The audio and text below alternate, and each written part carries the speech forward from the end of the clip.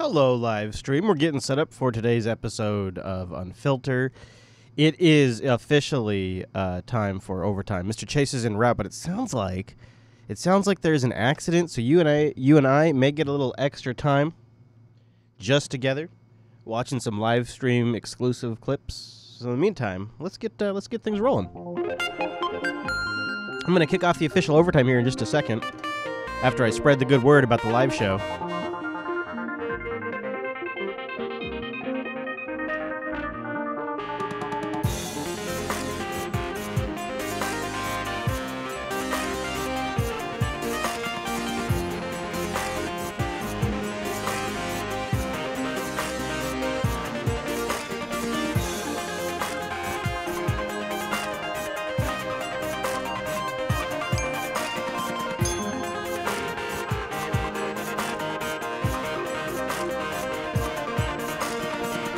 Okay, let's see. That's pushed. That's pushed. That. Okay, look at this. Look at me. I'm on top of everything. I got all the buttons pushed.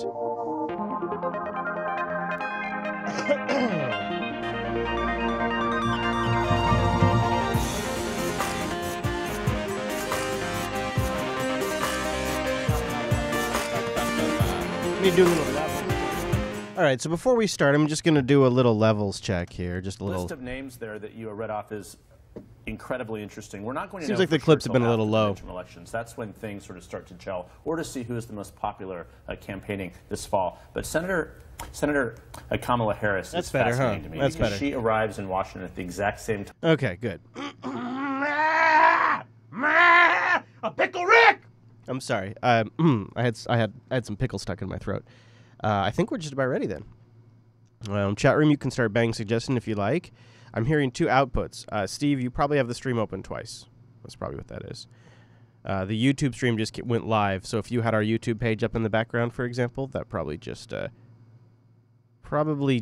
kicked in. Yeah, so chat room, you guys have seen Pickle Rick? Yeah. Oh my God, it's my new avatar on Telegram. I'm Pickle Rick. I love it. I love it. I just am such a big fan of that show. Okay, so let me get our overtime ski stuff here, and we're gonna get going.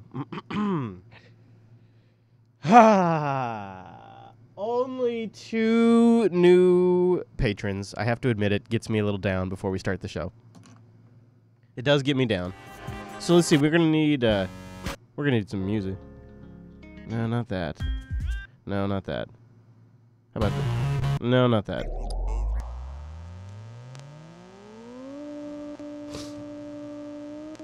Stay woke.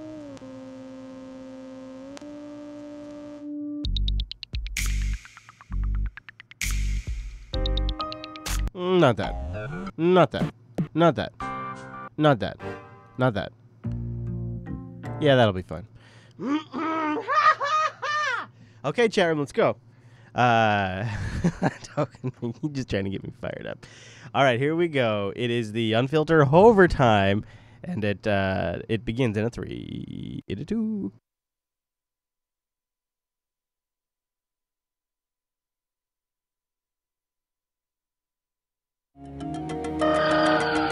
Don't believe the anonymously sourced leaks. Overtime is just starting, which means Unfilter's just getting started.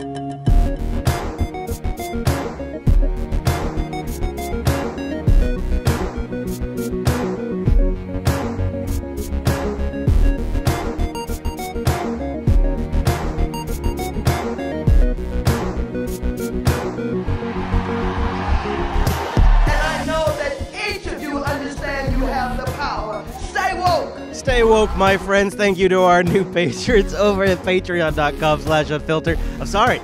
I just love it too much. Just stay woke. We've got only 2 new subscribers this week. It's the Summer Slam? No. Slog? Yes. Patreon.com/unfilter. Thank you to Dead Ken and Matthew B. Our only new supporters this week. If you think this show's worth your time, even if there isn't some story that pushes you to our Patreon page, thank you for considering to support us at patreon.com/unfilter. Now, this segment is dedicated to those supporters and maybe future supporters too.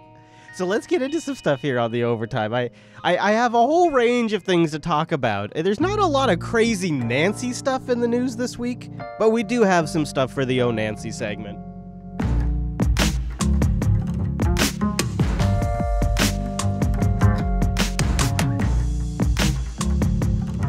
Now, instead of me sitting here and doing some diatribe about the health of the establishment Democratic Party, I thought maybe instead I'd go to Jeff Zienle.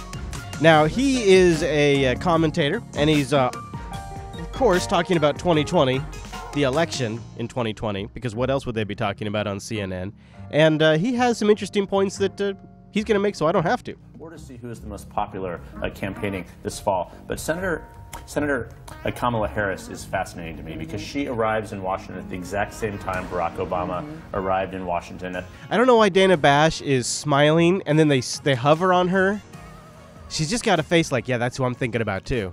So apparently there's some senator that both of them are really excited about. At the exact same time Barack Obama arrived in Washington at 2005 for him, 2017 for her in terms of the first year of a new Republican administration. So I think that look, the party generally looks to someone new, not someone old.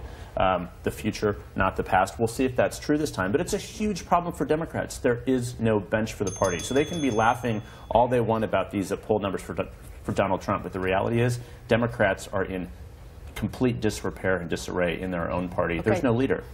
There's no leader. You hear that, Nancy? There's no leader. And when pressed about this, sometimes Democrats are very honest. In fact, recently, I think it was just last week, we talked about Chuck Schumer coming out and saying it wasn't because of the Russians that Hillary lost the election. We got to be honest about that with ourselves. And others have also started to become a little more honest about that. But not everybody. I present Chicago's mayor. Regardless of party, right? You want kids to succeed. Quickly, before I go here, let me get you, though, on the leadership. Because you had, your fellow Democrat oh, crap, he's thinking, crap. Representative Seth Moulton of Massachusetts come out. He was asked on CBS, do you want this? The media loves this. The media loves when another Democrat comes out and says XYZ, because then they can just pick it up, or a Republican, they can just pick it up and run with it, and it's not them saying it. Leadership. Do you want Nancy Pelosi, Chuck Schumer on the bumper stickers going into 2018? And he said, no way. And then he said, start winning with leadership that the American people can trust, not the old, tired Democratic partisan leadership. A new generation of leaders who are going to put the country first. Ouch. Tough words, but is he right? Yeah. So, of course, he doesn't just answer the question. Look, now you're asking me as a former DCCC chair, not the former chief of staff, so let me be really clear. So he is anything but really clear. In fact, he burns an additional minute for, hold on, wow, look at this. I'm pretty impressed. Almost 2 minutes. Wow, oh, geez, nope, now we are definitely into 2 minutes. He's now burned 2 minutes not answering the question. That's where the majority is for us, and we have to be focused like a laser on where that majority is winnable. Look, you're the one who led the effort for Dems to retake Congress in 2006. You know what this is like. They're wrapping me in the control room. Yes or no answer. I like it when they say that. I like it when they say that because it reminds the audience at home that they're just news actors and they're just saying what they're told to by the control room. Dems to retake Congress in 2006. You know what this is like. They're wrapping me in the control room. Yes or no answer. Is this leadership, Pelosi, Schumer, the leadership to do that? Poppy, I really like you. I really like you, he says. That's a good question. I really like you, but I don't think that's a good question. I really like you, but I don't think that's a good question. I don't think that's a good question. So therefore, you did that to Dana Bash, too. You did that to Dana Bash. I'm going to do it to you, too. I know you don't like the question, but yes or no? Well, look, yes, it's fine. It's a fine leadership, but what I want is a candidate that's going to be the leader of their district. So it's kind of yes. I don't really know. He tried to punt the question, but they're asking the question more and more. And maybe Nancy's getting spooked. She hasn't been around a lot. Or maybe it was this awkward exchange she had with some random person on the street. So this is cell phone footage, and what you see in front of you is Nancy Pelosi and a security guard. Nancy comes up, he puts his hand out to shake her hand. Hi. She leans in, says hi. He hesitates for just a moment, and then listen carefully to what he says right to her face, eye to eye. I mean, imagine making eye contact with Nancy Pelosi and saying this to her. Prison time's coming soon. Oh, man. He pulls her in using the Donald Trump-style handshake. He pulls her in and says to her, prison time is coming soon. Prison time's coming soon. Be ready. Oh, and she says, And then she looks at him and she just kind of walks off. Donald Trump. Not much time left. Not much time left. Isn't that awkward? One more time, just for funsies. Here we go. Think about this. Picture yourself. You've got a cell phone up. She's out shaking hands. I mean, I don't like her. You know I don't like her. I don't know if I'd have the veracity. I don't know if I would have the chutzpah to come up to her and pull her in close Donald Trump style and say, prison time is coming soon. Holy crap. Hi. Prison time's coming soon. Be ready. Donald Trump. Donald Trump. Wow. Wow. Now, Maxine Waters has been in the thick of it for nearly 40 years. She has seen some things in her time. But nobody has disgusted her as much as Donald Trump. Morning. All right, joining us now on this Felony Friday, it's a hashtag, you know. Hashtag Felony Friday. Ranking member of the House. Now, pay close attention. So this is Maxine Waters here. She is on the Morning Joes, and I think something's wrong with her. It could just be a common cold. I'm not saying it's Parkinson's or anything. I'm not going Parkinson's on Maxine Waters, but I am saying there's something wrong with her health. So I've noticed on a couple of MSNBC shows, like I think I might have even played a Morning Joy clip last week, where she said she was under the weather and she was sick and her voice was all wrecked. She's been now on several appearances, a radio appearance that had a live video stream, The View, and The Morning Joe. Several different days, she's been wearing the same exact outfit, and she's looked really unhealthy. She sounds unhealthy, and she sounds low energy, too. Financial Services Committee, Congresswoman Maxine Waters of California. She's soft-spoken. She doesn't really like to... Doesn't speak her mind. Reluctant to... See, they're actually joking. She's soft-spoken, as if it's a joke, because she's normally so boisterous. It's a joke to say that she's soft-spoken. Doesn't really like to... Doesn't speak her mind. Reluctant to get out there on a cliff. We're going to reclaim your time. Oh, look, they're just loving it. They're just, all of it. They just love her. And put it right here on Morning Joe. You were the first to talk about impeachment. Yes. I think that in terms of the press and analysis, you got to be careful. But are we at a point where we should, given the grand jury news that we have received over the past 24 hours? I've long thought that there was a lot of smoke, even fire, and that everything that I have learned about this president, starting with the campaign itself, that people should have understood that there was something terribly wrong with him. As a matter of fact, I've said over and over again, I think he's the most deplorable person I've ever met in my life. The most deplorable person she's ever met in her life. Did you not get the memo that you're not supposed to use the deplorable word? You're not that's persona non grata now. So yeah, she was on The View, and she did a great job. She had a couple of jokes written for her. She did fantastic delivering that. She denied sort of coyly rumors about running for president, but she got serious about impeaching Donald Trump. And then the next thing that comes naturally after you impeach Donald Trump, you got to do something about Pence. Except for Maxine Waters accidentally confuses Pence with Vladimir Putin. It's amazing. Vice President Pence is already planning his inauguration. Is that a joke, or do you really? It was a that? joke. Okay. What I wanted to do was needle them a little bit. Okay. You know, Do you think Pence will be better than Trump if he were no, impeached? and when we finish with Trump, we have to go and get Putin. I'm sorry, what? They just said his name twice. Does this representative have no ability to pay attention? Okay. Do you think Pence will be better than Trump if he were No, impeached? and when we finish with Trump, we have to go and get Putin. That's right. He's next. Putin or Pence? Pence. You mean Pence? Wait, we'll get Putin. We'll get 2 for 1 with That's Trump right. and That's Putin. right. Then we got to That's go right. after That's Pence. right. Oh, that's nice of you, Joy. You covered really good there. That's right. That's what I meant all along. Yeah, exactly what you just said. That shit you just made up off the top of your head, that's exactly what I meant. That's right. He's next. Putin or Pence? Pence. You mean Pence? We'll get 2 for 1 with Trump and. You see that face she's making right there, eyes closed. Also this one with the hand up, exasperation. That face right there is the, oh shit, I'm slipping face. That's just my I've seen it in my family members. To me, that's the, I still got my shit, but it's starting to slip face. Putin or Pence? Right there. That's it. It's a slight micro expression. You can see it. You can see it, especially around, watch her lips. Putin or Pence? She knows she just screwed up. That's really something to watch. It's really something to watch this. Oh, and when we finish with Trump, we have to go and get Putin. That's right. He's next. Putin or Pence? Pence. You mean Pence? We'll get 2 for 1 with Trump and Putin. Right. Then we got to go after Pence. That's right. Yeah. That's right. That's right. So you've got Nancy Pelosi calling Donald Trump Bush, and you've got Maxine Waters calling Mike Pence Putin. It's really disturbing.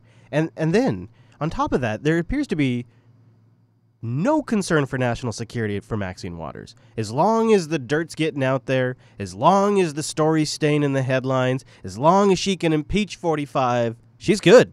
I think also people are just really tired of government in general and the inefficiency of government. But I want to talk to you about these leaks that have been coming out. It seems a steady stream of leaks have been coming out of the White House and intelligence agencies. Now remember, leaks against Hillary Clinton, leaks with WikiLeaks, that's Russian propaganda designed to derail our democracy. Those leaks, Maxine Waters hates. Leaks about Trump, though, 100%. Attorney General Jeff Sessions was he just delivered a briefing today about cracking down on this. But we have to be bothered by these phone conversations, these confidential conversations that he had with Mexico and Australia that were just illegally leaked to the Washington Post. There's a lot of Democrats that are disturbed by this because it threatens our national security. Are you disturbed by it? No, not at all. I am so glad they're telling us what's going on. Now that is an understandable position. I kind of feel that way. I'm so glad these leaks happened some days because it gives insights that we would never have as a people. That's sort of the same reason I was thankful at the core for the Snowden leaks. An informed democracy is better than a public in the dark that can't make decisions about their elected leaders. I mean, that's obvious. That's just obvious. But there is a line. Like, I feel like there's a line that Snowden and Glenn Greenwald were very careful in what they released. They spent, I'd say, the majority of their effort trying to figure out what was safe to release and what wasn't. And there's some things that will just never see the light of day that may be very interesting. The actual words of a president's phone call, the actual transcripts of a phone call or conversations that he's been having, I mean, you've seen the level of these leaks.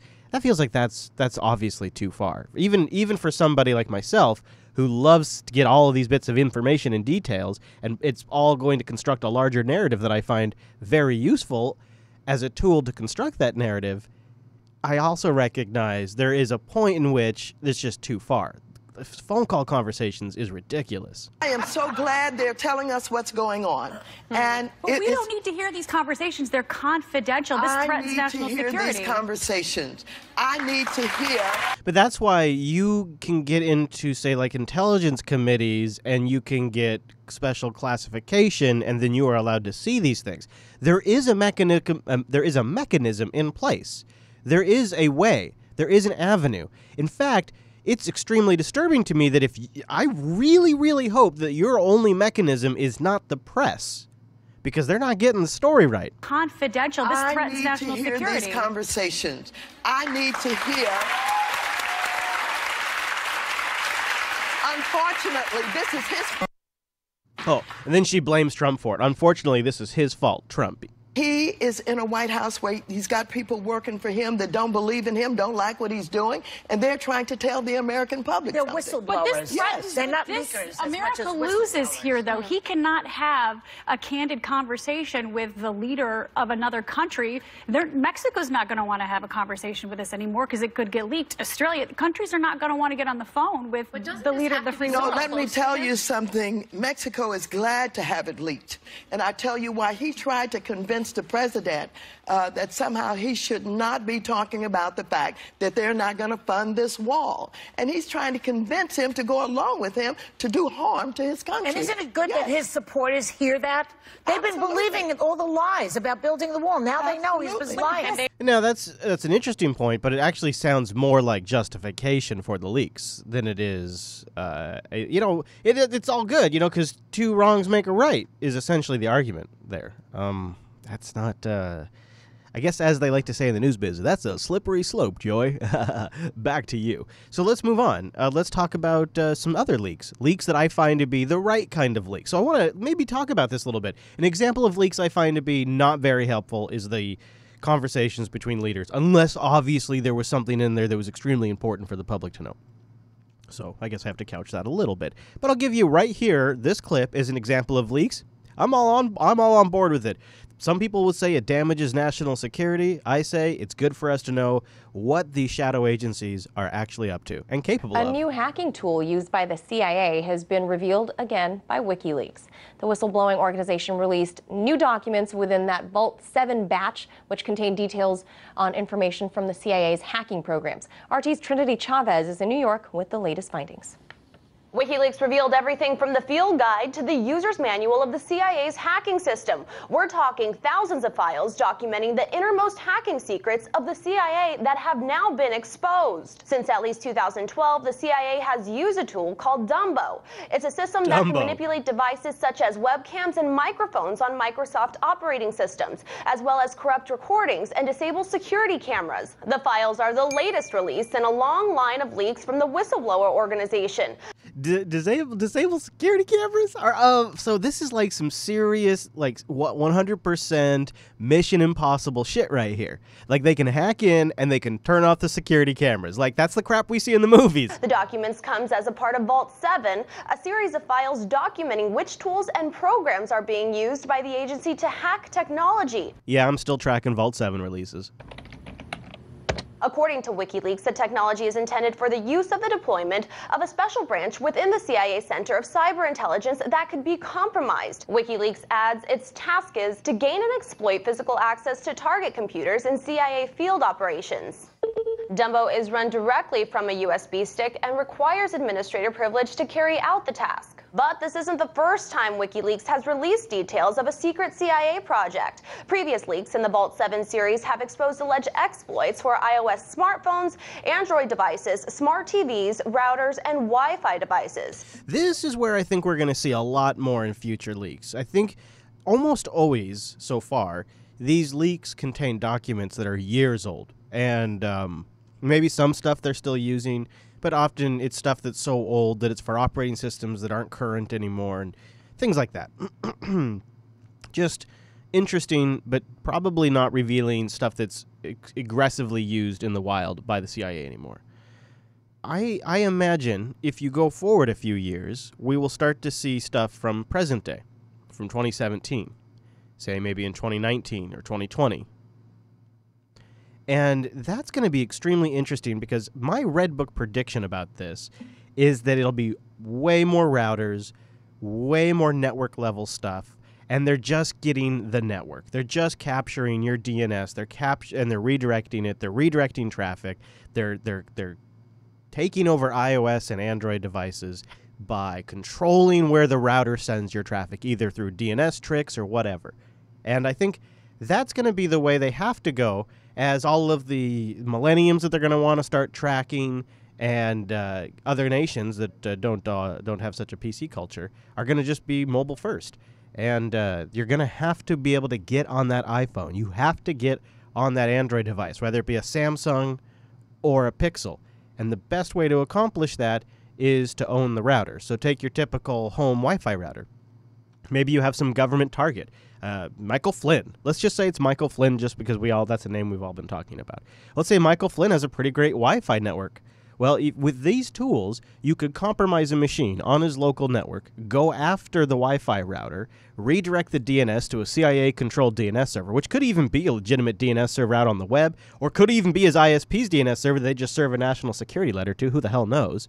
And so they get control of the router via DNS, and they start sending Facebook.com to a CIA server that starts looking at Michael Flynn's web server or web client information, looking at its version, looking at what version of Safari or what version of Chrome it is that he has on his mobile device. From that, they can roughly suss out which version of the mobile operating system he's using. At that point, they now look at their library and they say, okay, what zero-day exploits do we have?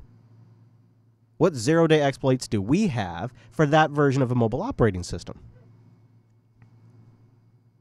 And they have a whole library to choose from that they've paid millions of dollars for, and some that they've probably developed themselves. It's available to the agent. It's a selection system. It's a choose and match. Okay, you've got Android 7.01. All right, you've got iOS 10.1. Okay, great. You choose that, then you choose your attack vector. Is it email? Is it messaging?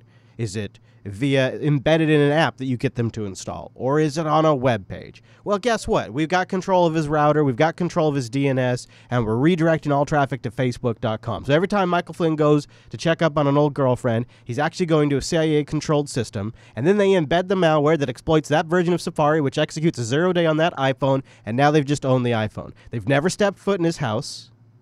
It doesn't matter that he's not using Windows at all. He doesn't have to be using Windows anymore to get hacked. That's what Vault 7 is revealing. And it's Mission Impossible movie shit. It's really something. Then again, with President Trump, you don't have to hack his phone. You could just follow his Twitter feed. President Trump this morning chose to retweet a Fox News story on U.S. satellites that, according to these sources, say detected North Korean anti-ship cruise missiles. Now, notably, we don't have that reporting. It's also notable that this report contained classified information to unnamed sources. Of course, the president has railed against unnamed sources. Just hours later, UN Ambassador Nick... Now, let's stop right there. Whoa. What do you mean? Trump just retweeted a story that has leaks? Yeah, here's my problem. Have you noticed? You must have noticed this. Donald Trump is playing the media just like the media is playing Donald Trump. So last week we talked about how Spicy Sean worked with Rod Wheeler and what's the donor guy's name? Shoot, I'm drawing a blank on Braxton. And they all worked together to supposedly massage a story, maybe with or without Donald Trump's direct input, to massage a story about Seth Rich and present it up the chain to Fox News. The Trump administration, at some level, even if it was just spicy, was directly involved in creating a fake news story. Maybe.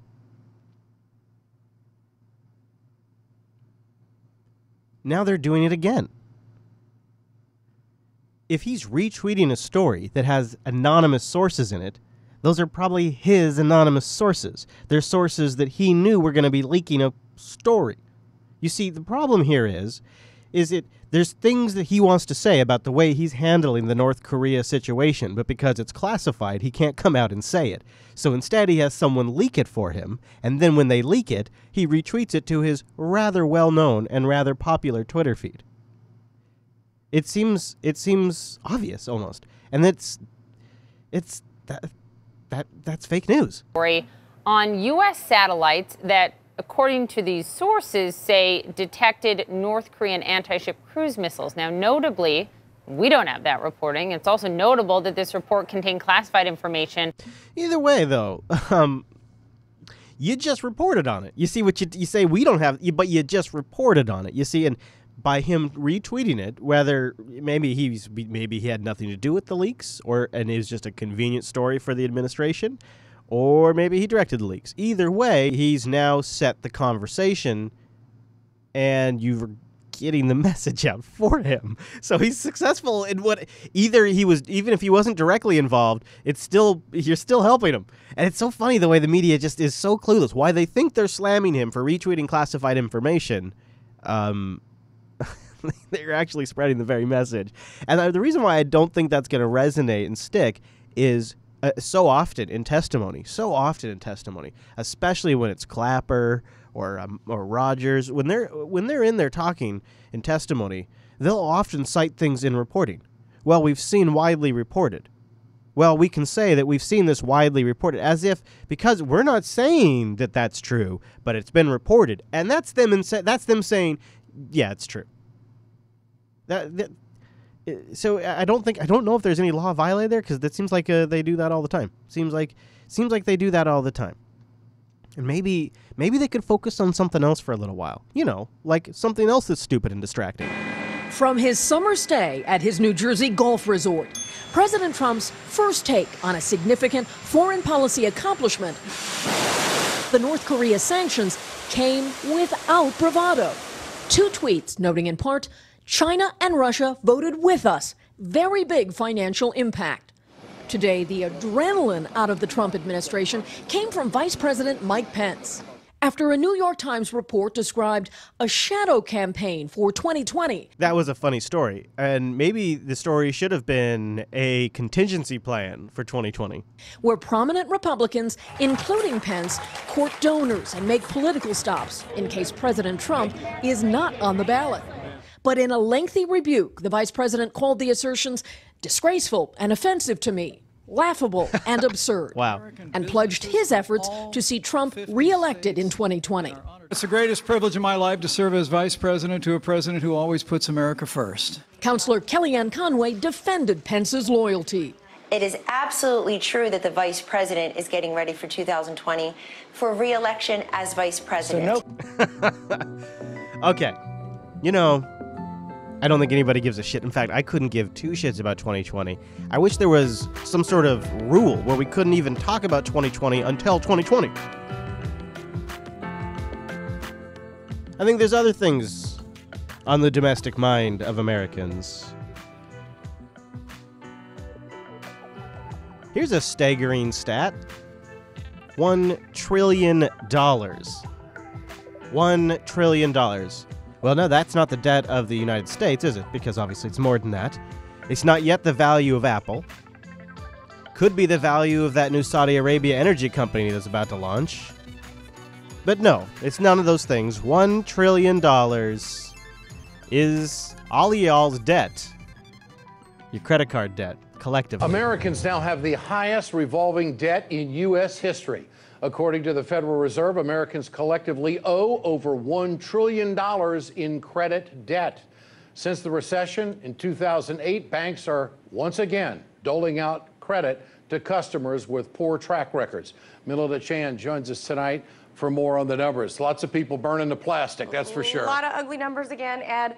These numbers are kind of funny, though, given all the recent good economic data and the stock markets hitting record highs. So while credit card balances are increasing, the overall amount of debt that each American household is carrying over month to month is actually lower than it was during the crash of 2008. It's actually down about 27%. Back in 2008, credit card debt was hovering around $10,500. Today, that household credit card debt is just under $8,000. So that's good news. But what's driving the new national debt numbers up is that all those lenders are giving out more credit cards, but with lower credit limits than before. RT spoke to Lionel of Lionel Media about this very subject earlier today. So there you go. There you go. Some good news mixed in with some disappointing news. I think some people got really shocked in 2018. I'll tell you what shocked me. There was a story. This is maybe the story that shocked me the most this week. Okay. So we've been following this whole Debbie Wasserman Schultz IT guy after he got arrested. Actually, we've been following him way before that. But we really started following the story on a weekly basis when he got arrested. And one of the things that I brought up, and many others did too, is why the hell, after he was barred from working in D.C., did Debbie not just fire his ass? And why did she pay for a house for him? And why did she help pay for some of his family members and allow him to wire money back to his wife? And what was going on with all of the machines that were stolen and the data that was leaked? And did she have some involvement? And is that why she was paying him? But you see, how dare I? How dare I? How dare I? How dare I? Debbie is doing the good work. Debbie Debbie was doing something that more of us need to step up and do. Debbie was protecting this Pakistani from religious prosecution. And you see, people were going after him for selling back their own hardware to the people that owned it at exuberant prices. They were going after him for doing that for religious reasons. They were going after him for leaking data for religious persecution reasons. The arrest for money fraud was for religious prosecution reasons. And you see, only Debbie would stand up and protect him and continue to pay his payroll. Did you hear that? Here you have a member of Congress who kept a guy on her payroll, paid him with taxpayer money. He's now been accused of a crime, and her answer is, I'm a civil rights hero. Unbelievable. Jen Kearns has been closely following this story, and she joins us now. So, Jen, the excuse from Wasserman Schultz is, you know, there was basically racial profiling going on. And I got to admit, I don't know a lot about this. Is there a national problem with Islamophobia aimed at Muslim IT consultants? Is there some kind of pogrom I wasn't aware of? No, Tucker, but you know, there is a problem with Democrats and their continued hypocrisy on cases like this, pulling the race card, pointing their finger at the Republican Party. You know, maybe they're more inclined, maybe it's because she's a politician. Including the president, accusing him of foreign intervention in our nation's activities when they themselves had a fox in their own in-house, a foreign-born IT agent who's been proven to have breached the House Intelligence Committee mainframe, who breached the House Foreign Affairs mainframe. And this is a congresswoman who I think is awfully bold that she's fighting back in this way. This is a woman who looked the other way while these potential crimes were being committed, but this is also someone who I think has some criminal negligence responsibility here that is quite unbecoming of a Congress member. If you look, okay, so stop right there. I just want to be, I mean, look, I am willing to believe anything about this story. I don't think I really understand it at this point, but where would her behavior turn criminal specifically? Well, you know, this is one of those stories, Tucker, where the more you learn, the more outrageous it becomes. So not only was she aware and notified of law enforcement of their breaches of IT security, she actually prevented the U.S. Capitol Police from looking at a laptop that had been hidden away in a crevice in an old house building in Washington, D.C. That is obstruction of justice, if I've ever heard it. You look at other things. So the Capitol Police never got a hold of that laptop? They ended up doing so, but she put up an awfully hard fight in order for them to get their hands on that, and in fact reprimanded the U.S. Capitol Police and said that there might be some retribution for that. Look, you look at other things she did here. That's the least of what she's done, the least. Tucker, she circumvented the House payroll system when that U.S. House of Representatives said that her IT aide needed to be banned from being a staff member. She actually helped him with the paperwork to have him become a consultant so that his public information would not show up on the staff payroll. Look, there have been members of Congress that have been censured for far less nefarious activities than this, and far less activities that did not damage our national security. In the 1800s, you had people who were censured under Article 1, Section 5 of the Constitution, a tool that's available to the House of Representatives here, that have been censured for being disrespectful to the House Speaker. You've had other members throughout history, Tucker, who've been censured for... Okay, but so really quick, I want to get to this. So he's an IT consultant. He's working for her and other members of Congress. He has, in that role, access to everything? He had access to dozens, they say now, dozens of computer mainframes of Democratic congressional members. He had access to the House Intelligence Committee server. He had access to the House Foreign Affairs Committee server. And for those dozens of Congress members that he was serving as an IT aide to at the behest of Debbie Wasserman Schultz, he had access potentially to their documents to take those offline and review those and store those in a cloud type of storage.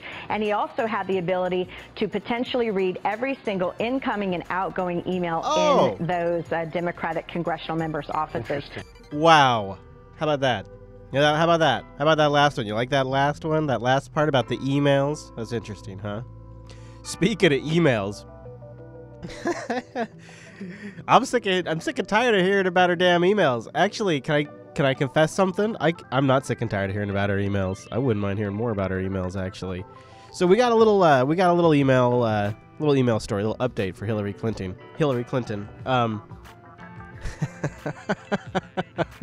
Oh my gosh.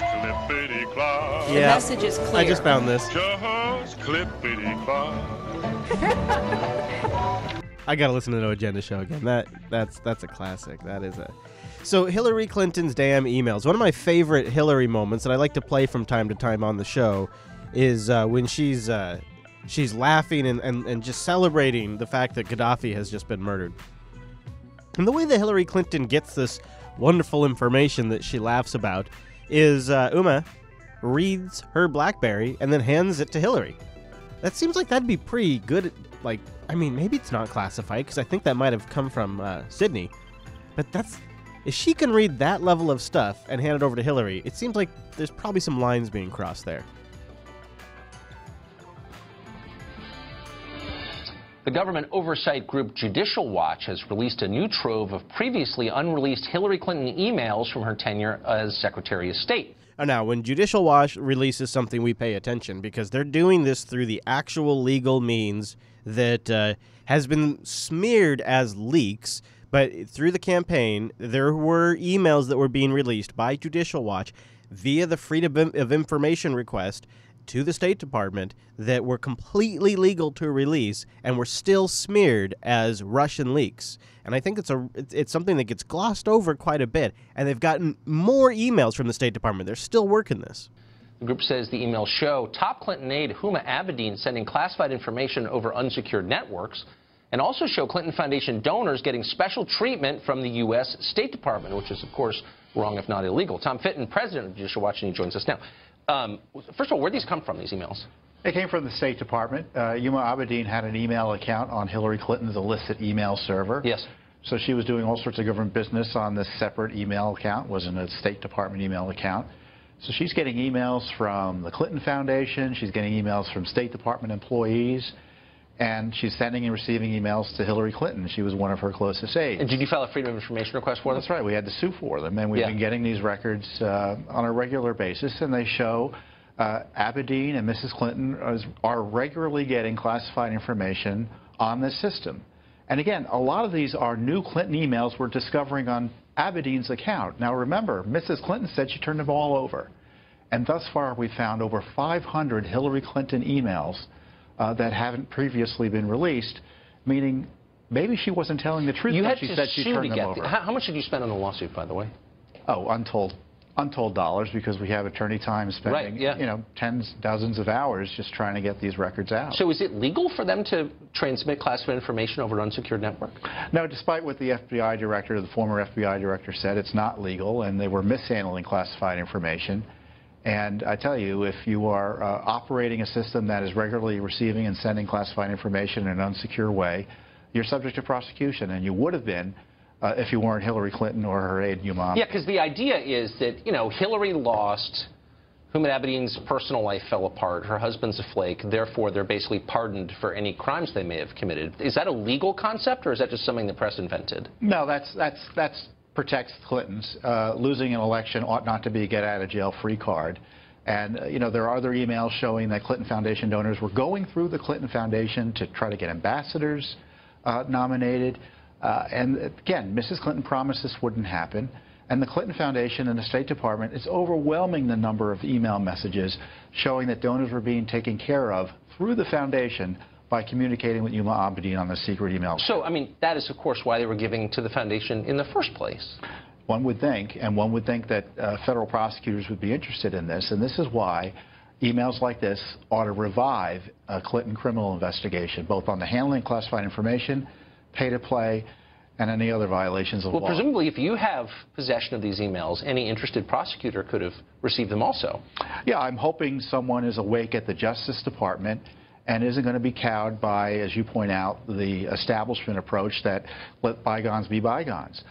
These are ongoing issues, And we're going to be getting thousands of more documents, I predict.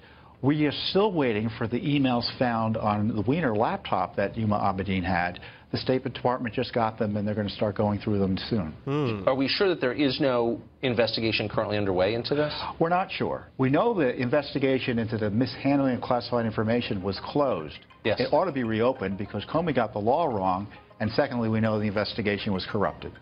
Interesting. Tom, thank you. Thank you for doing this, and thank you. Yeah. Isn't that interesting? So I'll keep my ear out, see what I can find.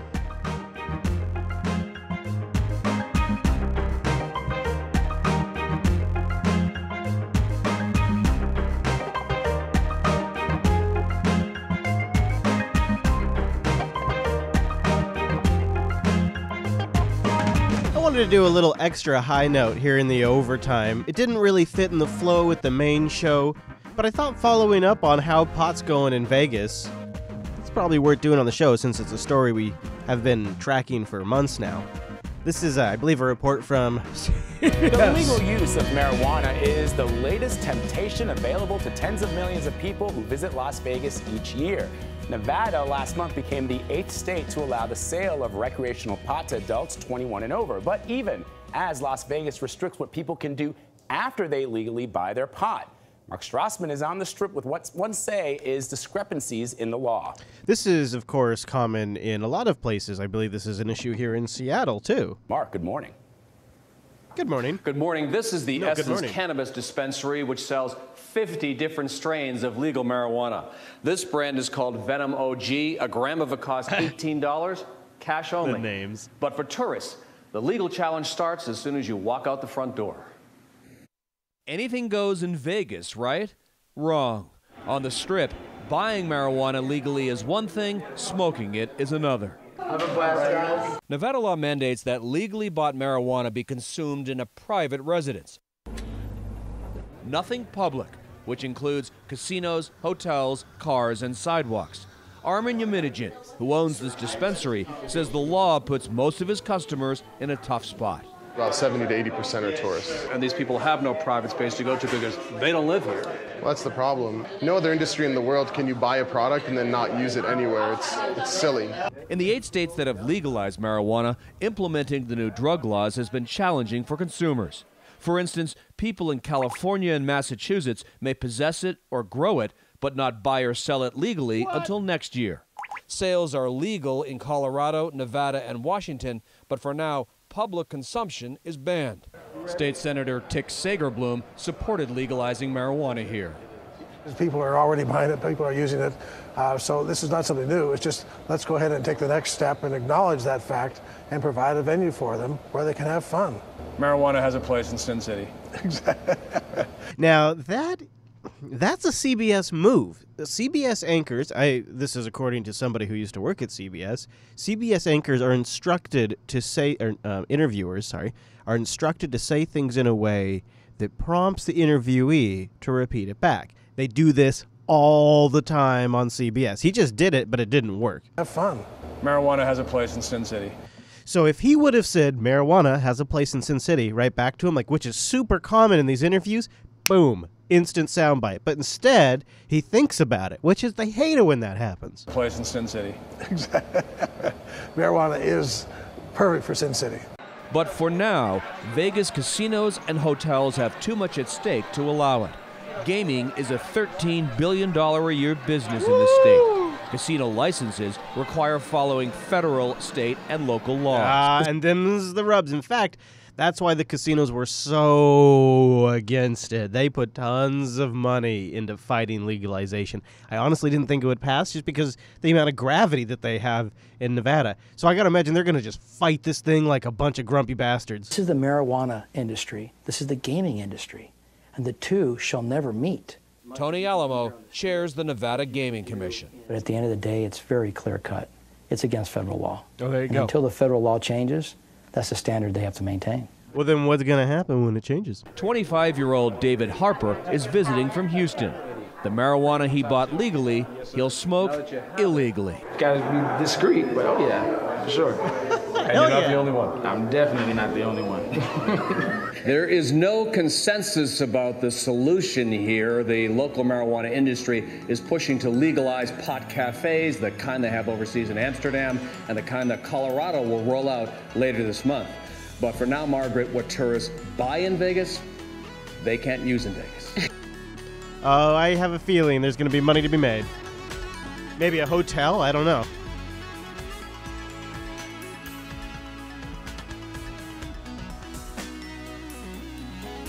So many more clips. Woo! So many more clips in the overtime and in the other categories as well. So if you are a supporter and you want to get the supporter sync, this is how I tell you to do it. So you have to be a patron at a certain pledge level. It's all on our Patreon page. You go to that pledge level and then scroll through the history or search for BitTorrent sync. Find the information there. I would recommend not installing it on your computer, though. Install it on your mobile device.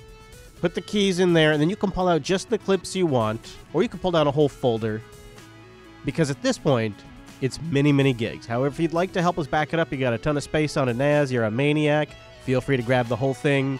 Someday we'll be moving to another system, so be advised that'll be happening at some point. Maybe something that works better for single clips, like something with a web interface. I just don't really know what yet, but I'm looking at open source projects that would index the directory properly and allow you to preview the links and download them, pull them down, things like that. I've been wondering what old Al Gore's up to. Thought maybe, I know he's working on a new version of his Inconvenient Truth movie. But I've been thinking more about Al Gore and what his political intentions are in the future. He's got a lot of connections that the Clintons do. It'd be great for him to get in. He might have a much better chance than Hillary ever did. And you know, when you watch Al Gore, I mean, if you really watch him, he's got a very casual, sort of non-political vibe about him. However, if you pay attention, you can really notice that Al Gore is a very well-rehearsed man. Perhaps maybe you might say scripted. Now, I'm not sure, but see if you can spot it in this next clip. And now we see these climate-related extreme weather events virtually every day. Every night on the news is like a nature hike through the book of Revelation. Every night on the TV news is like a nature hike through the book of Revelation. Every night on the television news now is like a nature hike through the book of Revelation. It's obvious now. Every night on the news is like a nature hike through the book of Revelation. Now Mother Nature's entered the debate. Every night now on the television news is like a nature hike through the book of Revelation. Mother Nature is telling us every night on the TV news now is like a nature hike through the book of Revelation. It's Mother Nature. Every night on the TV news is like a nature hike through the book of Revelation. We are seeing every night on the television news now a nature hike through the book of Revelation. Every night on the television news now is like a nature hike through the book of Revelation. Every night on the television news is like a nature hike through the book of Revelation. It's like a nature hike through the book of Revelation on the news every day now. Excelsior! There you go. A nature hike, everybody. Thank you, Al Gore. Sounds kind of nice. Awesome. Maybe you got to listen to this episode while on a nature hike. If you did, you got to tweet me and let me know. That'd be ironically awesome. Thank you for being here. Thank you to our patrons. Your Unfilter show will be right back here next week.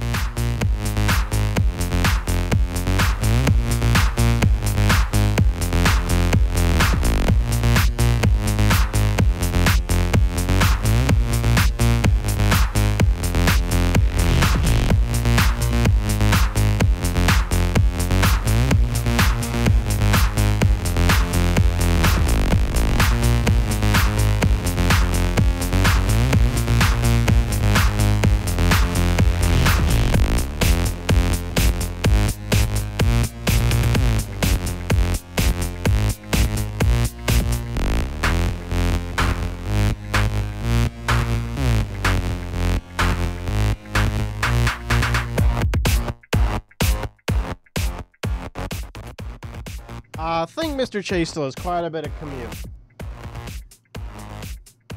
Yeah. He's probably got about 45 minutes even or so. So we got lots of clips for you. If you're gonna be around for that, I couldn't leave the overtime going any longer. That'd be cray.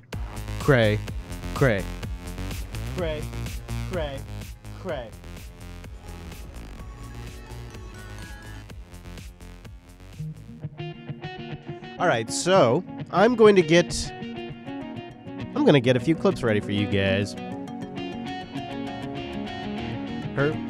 You may have heard this song before. You may be familiar with this tune. I'm not sure. Perhaps you are familiar with this tune. Perhaps.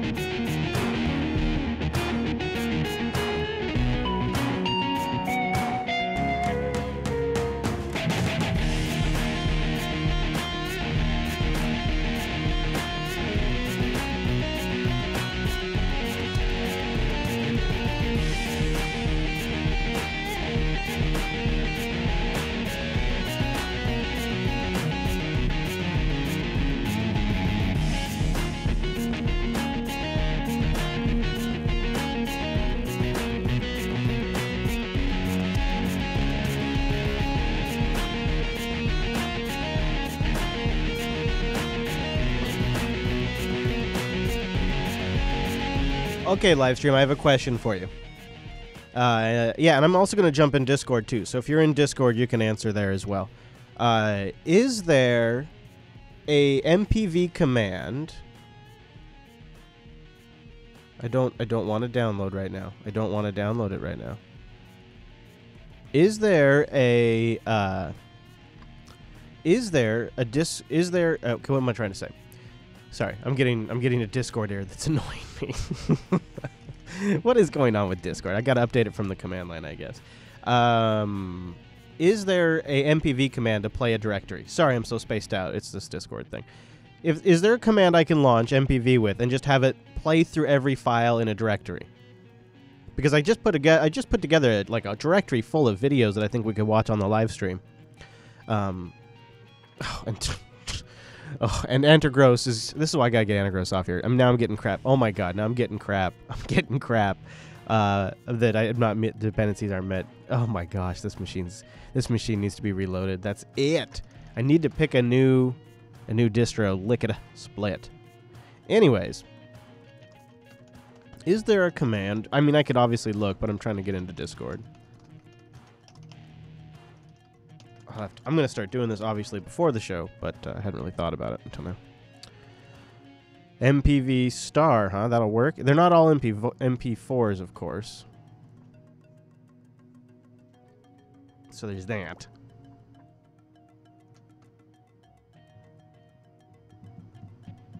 Okay, I'll try that MP. Let's try that. I'll try that. Let's give that a little command skis. Let's see right here. Yeah, excuse me. So, let's, look at these are all the extra ones I'm not even putting in there. See that one? No, not that one. Anything else? No, I don't think so. Science and positive, maybe. This one is kind of interesting, actually. Some of these, I'm going to just tell you up front. Before we get into this, I'm just going to tell you up front. Some of these that are taken off of YouTube, they're not, they have like stupid... Hey, NBC fan, thanks for watching our stupid fucking YouTube channel, and I don't give a shit about you, but they told me to tell you to subscribe, and I think they're going to put a button over here. I hate you. So there's going to be a lot of those at the end of these videos and stupid crap like that. Okay, so let's see here. You think if I just did MPV star, what do you think? Or should I give it the directory? Whoa. Whoa. I think it's going to work. So... It's I don't know if I want to do this or not. I might want to introduce them. I don't know. I don't think so. This will give me a chance to get up and get some water. But but you know what it's gonna do? You know what it's gonna do is it's gonna change. That's not gonna work for me because it's gonna change the frickin' video size for every video resolution. So what about GNOME MPV star? Does that work? Oh shit, that works. Oh shit, I love GNOME MPV. Oh, all right. So speaking of Maxine, this is a great one to start off with. So let's see how this goes. This is Maxine Waters throwing a fit back in 1994. Now we continue with our coverage of Whitewater as we show you an exchange. Oh yeah, during Whitewater, I might add. So she was. This is, by the way, super fascinating. She was. If you read between the lines here, she was cock blocking to protect the folks behind Whitewater, which would be the Clintons. So it's incredible. On the House floor today, dealing with the style of questioning of White House staff during Whitewater hearings Thursday. In a couple of minutes, we'll hear from Representatives Peter King of New York and Maxine Waters. Yeah, they are both so much younger. Frickin' Peter King. All right, I'm gonna stop. I was gonna take a moment, but I'm so into this. California. First, a segment from the Whitewater hearings, which led to the exchange on the House floor. Chairman, I still have an orange light here as far as I know. Well, the gentleman is going beyond the outer limits of propriety and is badgering the witness. He's asked the question, she's answered it. Chairman, I don't think I'm badgering the witness. In fact, I said I can identify with the witness because I've had the same feelings when people question me. Mr. Chairman, please. The gentleman is out of order. I don't think Ms. Waters has anything to do with this line of questioning, Mr. Chairman. Certainly Waters I have to apparently do, looks upon herself as the defender of the White House. I have the right to ask questions. You had your chance. Why don't you just sit there? You are out of order. You are always out of order. You are out of order. Shut up. What was that? What was the last remark? Mr. I didn't hear. I'd like to hear it again. Oh, yes. I find it very interesting. I would like you to say it again. You heard what I said. I didn't hear it. I said you're out of order. Okay. I said you're always out of order. Okay. And Ms. I think Waters, the record will speak for itself, and I just... Mr. King, I would like to say, you are out of order. He is out of order, Mr. Chairman. I don't think anyone needs... Order, Mr. Chairman. Butting in all the time. No one cares when you're Mr. Chairman. Nobody cares about you. Order, Mr. Chairman. Mr. Chairman. Gentleman from New York. Without objection. Mr. Speaker, last night the Democratic majority on the Banking Committee demonstrated conclusively to the American people how desperate they are to keep the American people from learning the truth about Whitewater. As I was pursuing a line of questioning of Maggie Williams, the First Lady's Chief of Staff, showing conclusively that either she or Roger Altman, the Deputy Secretary of the Treasury, is not telling the truth regarding White House involvement and interference in the Whitewater investigation, Chairman Gonzalez attempted to gag me, and Maxine Waters, the Congresswoman from California, interrupted me and told me to shut up. Mr. Speaker, this, even for the gentle lady from California, went to a new low. And I want her to know that so long as I'm on that committee and so long as I'm in this House, she's not going to tell me to shut up, she's not going to tell the American people to shut up, and I'm not going to stop till we get to the root of Whitewater. And Mr. Gonzalez has to realize, and Democratic members of that Whitewater committee have to realize they can no longer continue to cover up the truth from the American people. They cannot shut down elected representatives. And I would just say to Ms. Waters, can you imagine the reaction if anyone had told her to shut up, what she would be claiming, the allegations she would be making? There's no double standard in this House. What's wrong for her, The gentleman's time has expired. What she did is wrong, and I am going to stay on her until this is over. Thank you very much, Madam Chairwoman. Last evening, a member of this House, Peter King, had to be gavelled out of order at the Whitewater hearings of the Banking Committee. He had to be gavelled out of order because he badgered a woman who was a witness from the White House, Maggie Williams. I'm pleased I was able to come to her defense. Madam Chairwoman, the day is over when men can badger and intimidate women, Madam Speaker, I demand marginalize the them, gentlewoman's words be and taken keep them down. from speaking. I am pleased I was able to come to her Madam defense. Speaker, I demand we the are now gentleman's in words this be taken House. down. Will the We are gentlewoman members suspend? of this House. Will the We will gentlewoman not allow suspend? men to intimidate us Madam and Speaker, to I keep demand us the from Gentlewoman must participating. suspend. The gentlewoman must suspend. Madam Chairwoman, thank you again. You see a man who's Madam Speaker, the shut up of a gentlewoman from woman. California is out of order. You must suspend, gentlewoman. Madam Chair Lady, do you ever see men? Madam Speaker, I demand the Sergeant at Arms bring the gentlewoman to her feet. Do you ever see men do Madam this Speaker, to I other men? demand the gentlewoman comply with the rules of this House. It is only when a woman attempts to speak. Gentlewoman from California, you must suspend. It is only when a woman attempts to exercise her rights in this House. Madam Speaker, I demand the You Sergeant must at have Arms this bring kind the of gentlewoman to intimidation. her You must feet. suspend, gentlewoman from California. This is a fine example of what they tried to do to us. I am Madam pleased Speaker, I move this House to now adjourn. that I was able to come to Madam Maggie Speaker. Williams' defense. Madam The women Speaker, I of move the this House to nation now adjourn. will not continue to have Madam this Speaker, kind of put the treatment. question. Reclaiming my Would you time. please- That's a fine example. Thank you, Madam Chairwoman. Reclaiming my time. Have the Sergeant at Arms remove her. She's out of order. She's gavelled down. The gentlewoman was out of order. The chair was about to direct the Sergeant at Arms to present the mace. Do it now. Present the Has mace. now left. Oh, she there. Stand. The gentlewoman has now left the floor. All right, so let's see if it loads another video here. Let's see what happens. This next one's like a remix of A that. member of this House had to be gavelled out of order. Yeah, you. Before I let you go, Oh, just yeah, because okay, you it's plain are so one. close with the Clintons and Hillary Not what I Clinton, and expected, you were but it's plain. obviously so involved in her campaign, are you surprised, and is Hillary Clinton surprised at how often the president invokes her name, how often the White House talks about her? We are on Monday 200 days into the Trump administration, and it seems that not a week goes by where he doesn't mention her. Yeah, you know, it's unprecedented. You never saw that behavior from any other president who's talking about the person they beat. I think it really just bugs the hell out of him that she got 3 million more votes than he did, and he keeps coming back to that. Obviously, you know, we bear the burden of having lost the Electoral College. So, you know, I lose sleep about that every night. But I think that it's partly strategic to try to deflect attention from his problems. But I think she's really under his skin because he knows that in the popular vote that she beat him and beat him soundly. And what does she say about that? Well, look, I think she'll have something to say about that when her book comes out in mid-September. And, you know, I think she's reflected on the mistakes that she made and what she might have done different. But I think she'll also talk about where the country is and you know, how to move forward. That's what she's always done in her life, which is when she's gotten What a knocked good down, boy. she's tried to make a positive contribution coming out of that. And I think that that's what this book will attempt to do. You owe her. You owe her.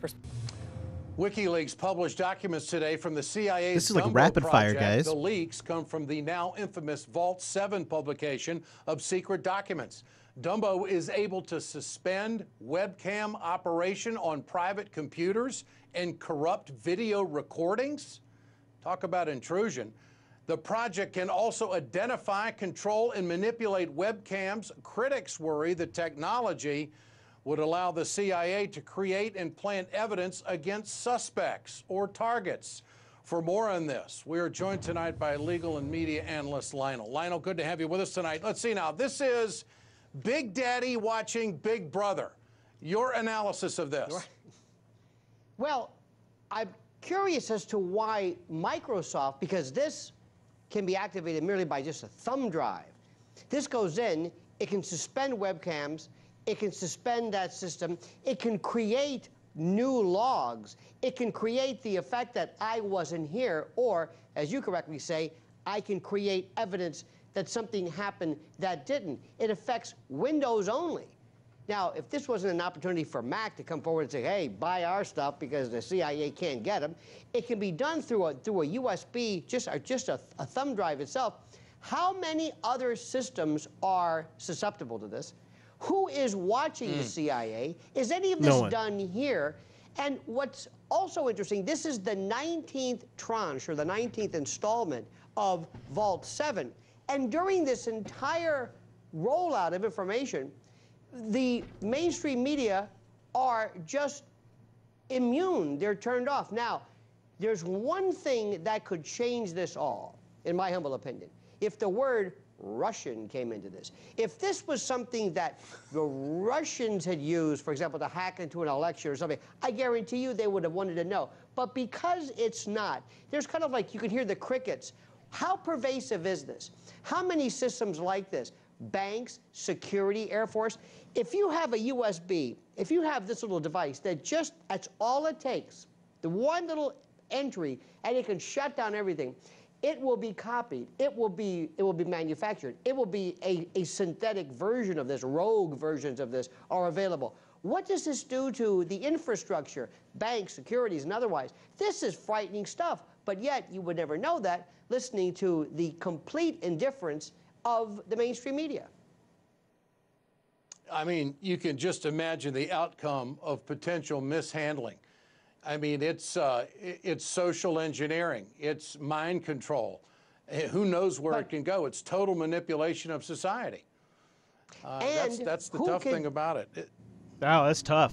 And anything that uses a system like this. Think about it. Webcams, this is security. Banks, military bases, just security, our home. Can you hack into this? Are we susceptible? Where is the follow-up? Where's Microsoft saying, hey, listen, don't worry. We didn't know about this. We have a patch.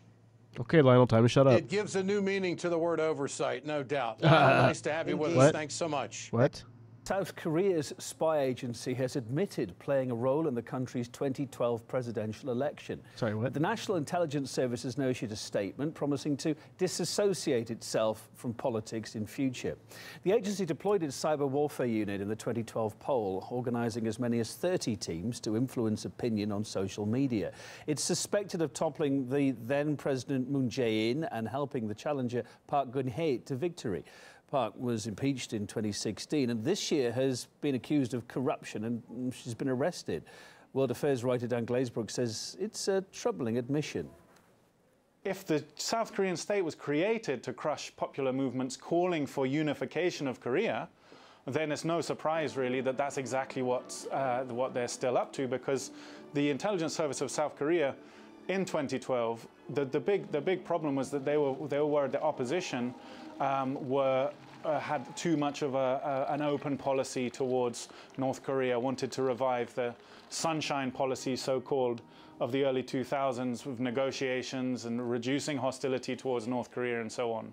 And of course that's the worst outcome for the US, because the unification of Korea would ultimately end the raison d'etre for US bases on the Korean peninsula, which means US bases right on the doorstep of both Russia and China. So no, it's not a surprise, but there's a big element which is missing from this story, which I think this would not have taken place. South Korean intelligence would not have done this without coordinating with this with the US. Of Connecticut is joining us. He's a member of the Judiciary Committee. This is his first interview since President Trump's series of online attacks against him. Senator, thanks for joining. Now, what's funny about this is we just 2 weeks ago had clips of him going after Trump and saying that the emails that were revealed from Donald Trump Jr. were it. They were a censure. It was a case closed. Obvious corruption, time to start impeachment. We just had clips of him. So maybe that's why Trump's going after you. Thank you, Wolf. Good to be with you. All right, so just moments ago, just before we went on the air, the president tweeted this about you, and I'll put it up on the screen.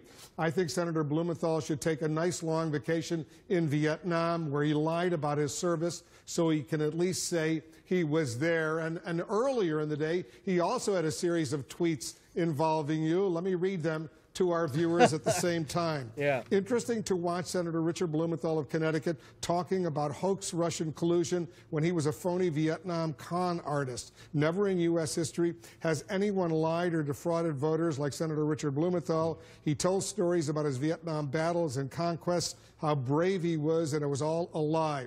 He cried like a baby and begged for forgiveness like a child. Now he judges collusion. All right, this is your chance to respond to those series of attacks on Twitter by the president.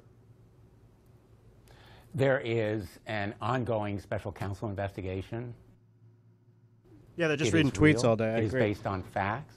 It's amazing. That's what is important. That focus is what really matters. Our national security and the rule of law are at risk, and that's where our focus should be. It is not about me. But he goes after you over and over again. And this isn't the first time. We checked in February of this year. He said Senator Richard Blumenthal, who never fought in Vietnam, when he said for years he had major lying, now misrepresents what Judge Gorsuch told him. In May of this year, watching Senator Richard Blumenthal speak of Comey as a joke, Richie devised one of the greatest military frauds in U.S. history. Is there something personal about his relationship with you that you know about, why because a lot of people criticize him, he doesn't go after them the way he goes after you? I have no idea about what is in his mind. What I do know is I will not be distracted by this bullying. And these bullying tweets reinforce for me the need for a piece of legislation that I am helping to lead with Tom Tillis and others, bipartisan coalition, to prevent firing of the special counsel, Robert Mueller, whom he has also sought to intimidate.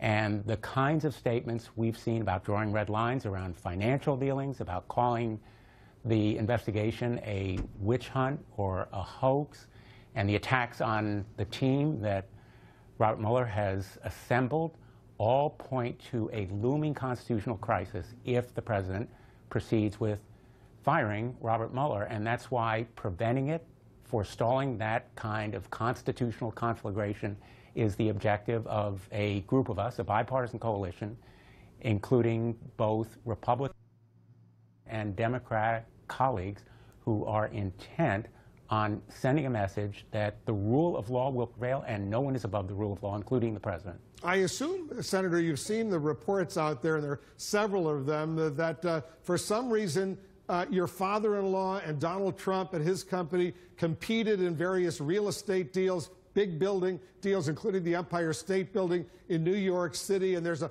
personal animosity there. What can you tell us, if anything, about that? It is not about me.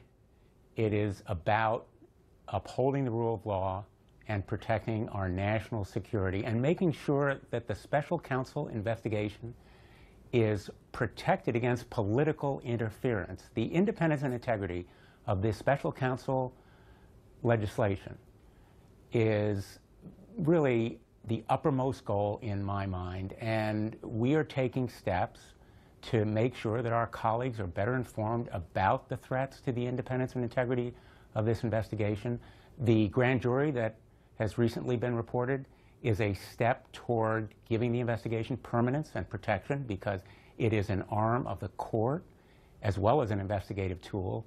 And the President of the United States can take the extreme step, an egregious step of trying to fire the special counsel, but he can't fire the grand jury or the United States District Court that impaneled it. I know. I want to get on to some other issues, but I don't know if the president is watching or not watching right now. But do you want to respond?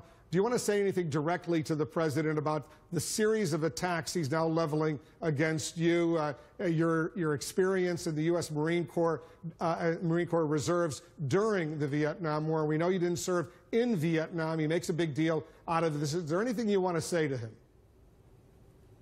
All I say is that let's protect the independence and integrity of the special counsel. You know, the chat room is talking about it right now, and I totally agree. God Bless America says, is it just me or does it seem like nobody actually does any reporting anymore? They just read the tweets, and then they throw softball questions. And it really is exactly, I mean, I guess we all know it, but it's very true. Who is investigating Russian interference in our 2016 election, possible collusion and conspiracy involving the Trump campaign, and allegations of obstruction of justice afterward. That work is paramount in importance. The fact that you destroy ISIS doesn't necessarily have an impact on these Western attackers. We don't have to get into a definitional argument here. What do you actually do to fight that? To get the lone wolf lunatics. That's a better way to say it. There's no such thing as a lone wolf. You do know that. That was What? a phrase invented by the last administration What? to make Americans stupid. What? There's never No, been, sir. never been What? a serious attack. Let me finish. Oh my God. There's never been a serious attack or a serious plot that was unconnected from ISIS or Al-Qaeda, at least through the ideology and the TTPs, the tactics, the training, the techniques, and the procedures that they supplied through the internet. Never happened. It's bogus. This is an international global threat. What we have to do now is not only destroy organizations like ISIS, which we are doing, they will be annihilated, but also delegitimize the ideology so it will become as heinous and as rejected as fascism and Nazism is today. That black flag of ISIS has to be globally rejected like the swastika, and we will work with our Muslim partners to overtly and covertly delegitimize their message. That's the definition of victory. When people don't want to become jihadis, that's when we will have won. Well, let's talk about a different kind of partners. Let's talk about the mosque in Minneapolis that was attacked. We've heard from Governor Mark Dayton calling it a terror attack, this attack that took place over the weekend. Will the White House be commenting on it? When we have some kind of finalized investigation, absolutely. So, you know, there's a great rule. All initial reports are false. You have to check them. You have to find out who the perpetrators are. We've had a series of crimes committed, alleged hate crimes by right-wing individuals in the last 6 months that turned out to actually have been propagated by the left. So let's wait and see. Let's allow the local authorities to provide their assessment, and then the White House will make its comments. But sir, the president commented on an attack that took place in London just a couple months ago before we had additional information confirming exactly what happened.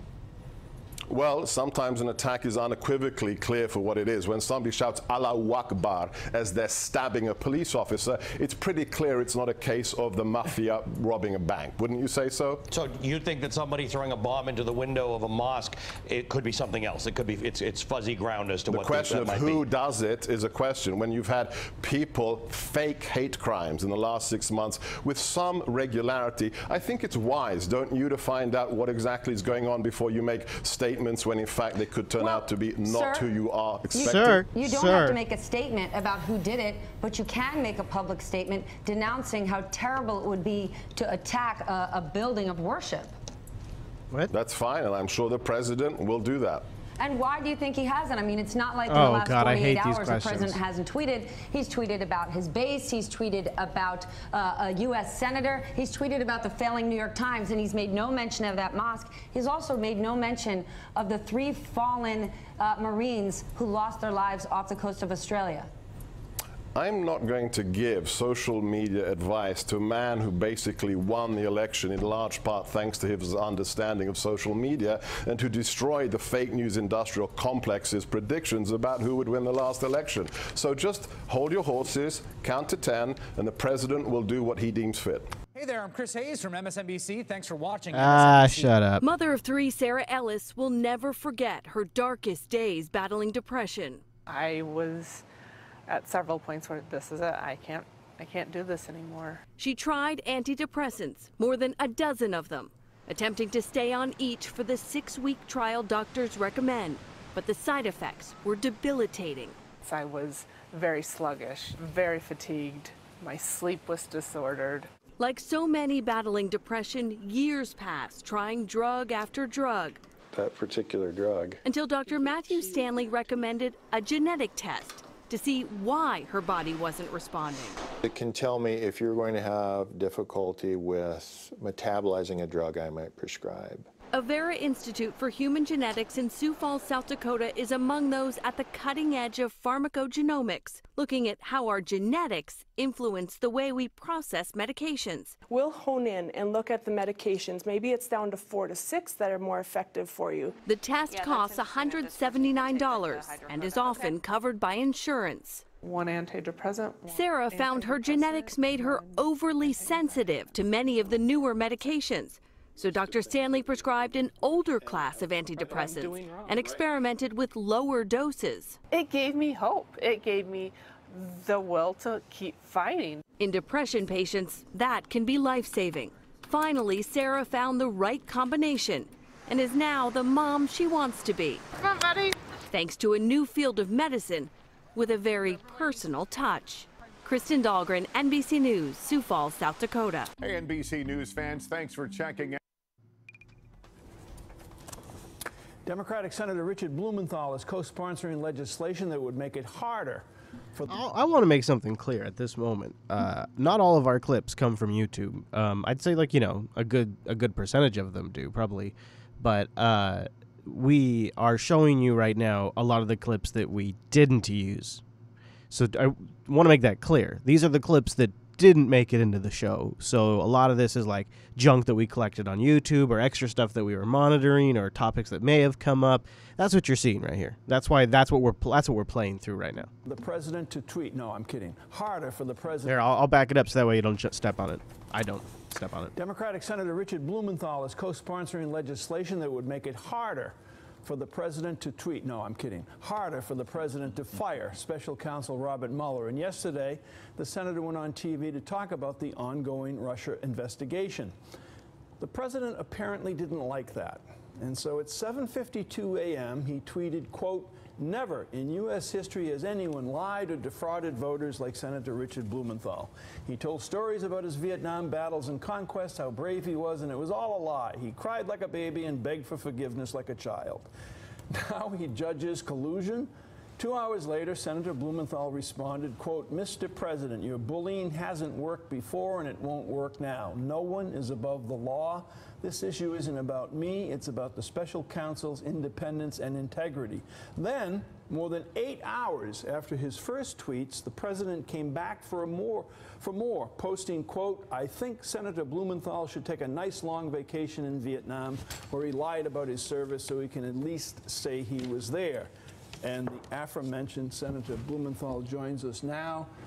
Senator, two questions. One, if you could address what is clearly the president's obsession with you and over what you said yesterday.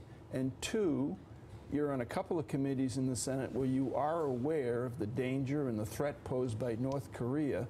And what are your thoughts about the president's obsession and tweeting rather than sort of focusing on North Korea? Well, as to the first question, there is an ongoing special counsel investigation. It is real. It is based on facts. That's where the... Oh, maybe this is why he's going after you. This right here. Maybe this is why he went after you. Jeez, they're such dumbasses. Issue is, that's where the focus ought to be. Our national security and the rule of law are at serious risk. So it is not about me. I cannot explain the president's obsession with me or any of the other targets of his tweets. But clearly, on North Korea, we face one of the gravest threats to our national security, and there has to be a focus on enforcement of these sanctions. It worked with Iran when we energized the world community and enlisted them successfully and tightened the sanctions, particularly on financial institutions, and that's the kind of energy and focus that has to be brought to bear, as well as on the other challenges that have been mentioned very powerfully this morning.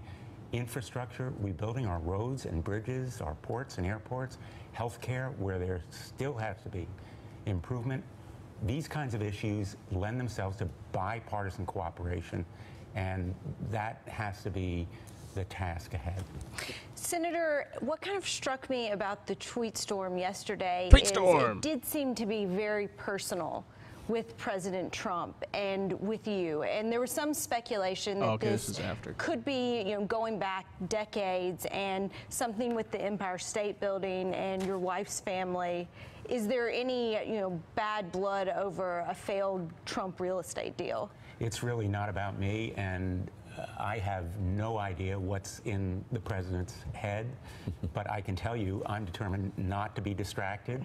I think they are designed to distract. These bullying tweets only reinforce my determination to protect the special counsel, because he has used the same tactics in seeking to bully and intimidate the special counsel, Bob Mueller, by drawing red lines and implying conflicts of interest vaguely and unspecifically, and other kinds of tactics that we are trying to prevent through the legislation that we've offered. Bipartisan legislation, 2 Republicans, 4 Democrats, to stop him from firing Bob Mueller unless he can show a court that there is good cause under established standards. And that legislation, I think, is going to have legs when we come back in September, regardless of all the tweets, and I'm determined not to be distracted.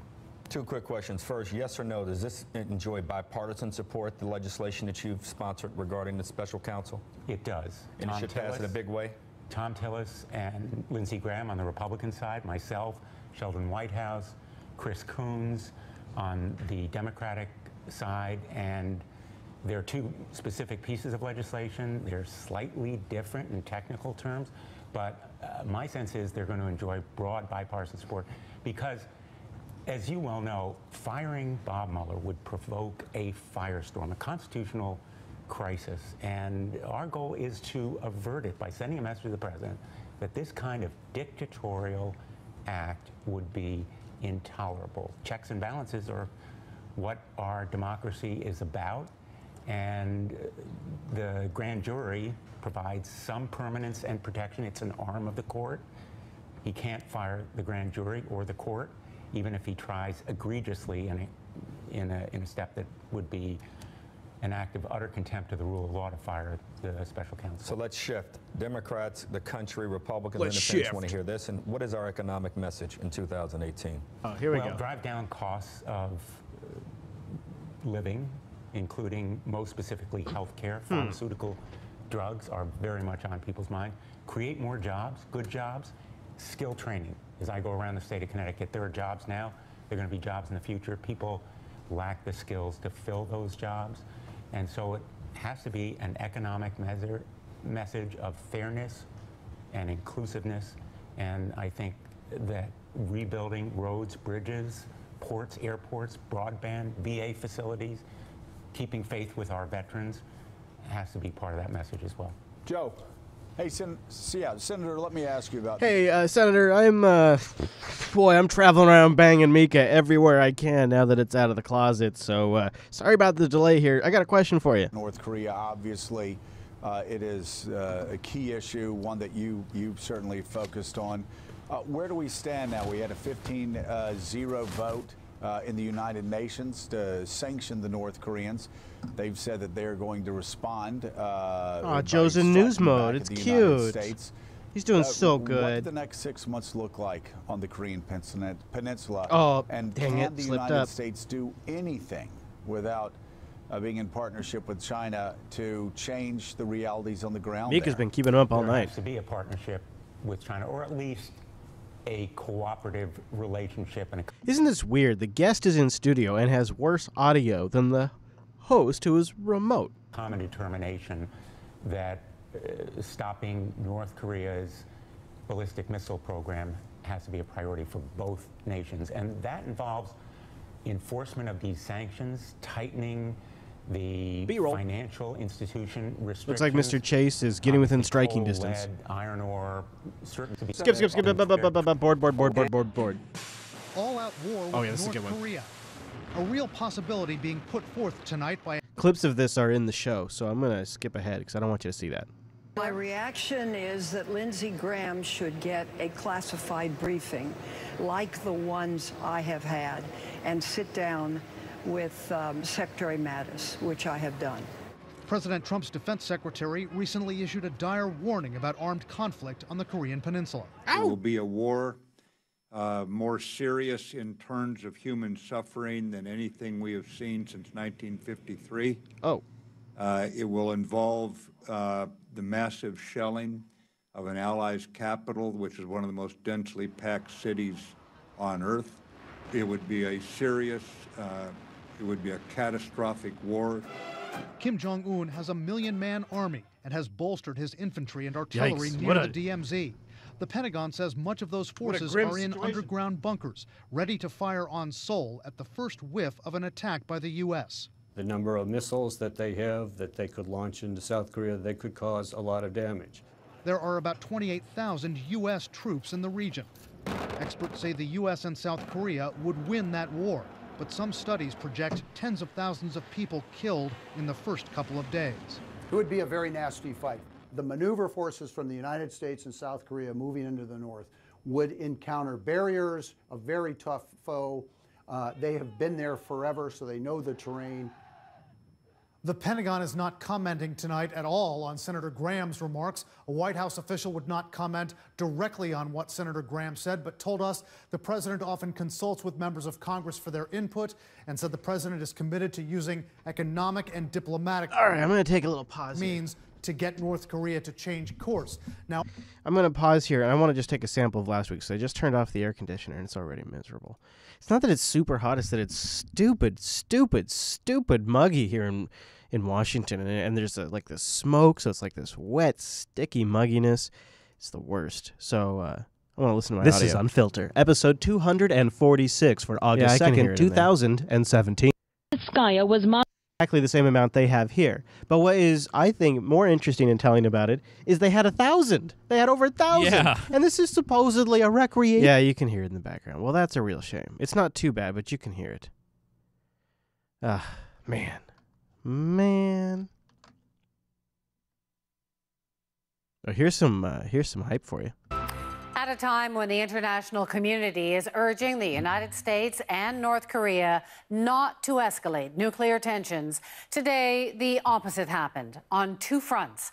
First, reports that North Korea is now capable of making a small nuclear warhead that fits its missiles. Then the U.S. president's response, a direct and hostile threat. Paul Hunter has more from Washington. And we're going to get on with our meeting. Even from the rarely prone for understatement Donald Trump, it was as forceful as it was unsettling. North Korea best not make any more threats to the United States. They will be met with fire and fury like the world has never seen. As news cameras were ushered out, Trump's advisors sat silently. This, as reports in the U.S. and Japan suggest that North Korea, which last month tested an intercontinental ballistic missile, may now also finally be capable of making nuclear warheads small enough to fit onto those missiles.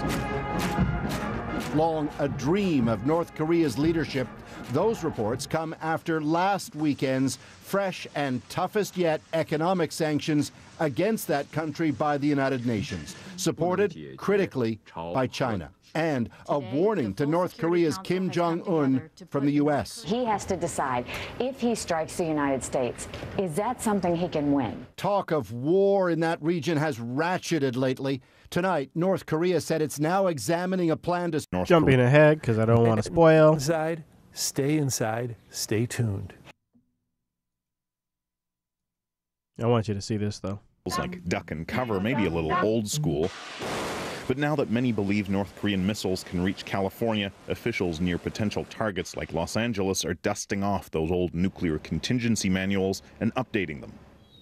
120 kilometers north of Los Angeles, one county just launched a public awareness campaign to teach people how to survive a nuclear strike.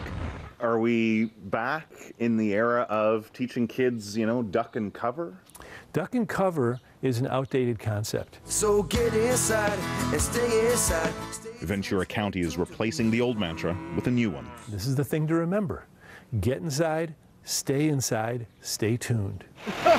Most large American cities beefed up their nuclear attack responses after 9/11. This is a radiological detector. According to the man who designed LA's high-tech radiation detection system, that means they're well prepared to deal with the threat from North Korea.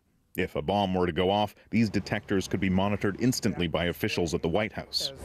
Oh, man. Okay, so that's, just scaring everybody a little bit. Now we have the impact of the grand jury probe, which I think I'll save. Some of this is spoiling what I want to talk about in the show. This one I put in here just for you guys.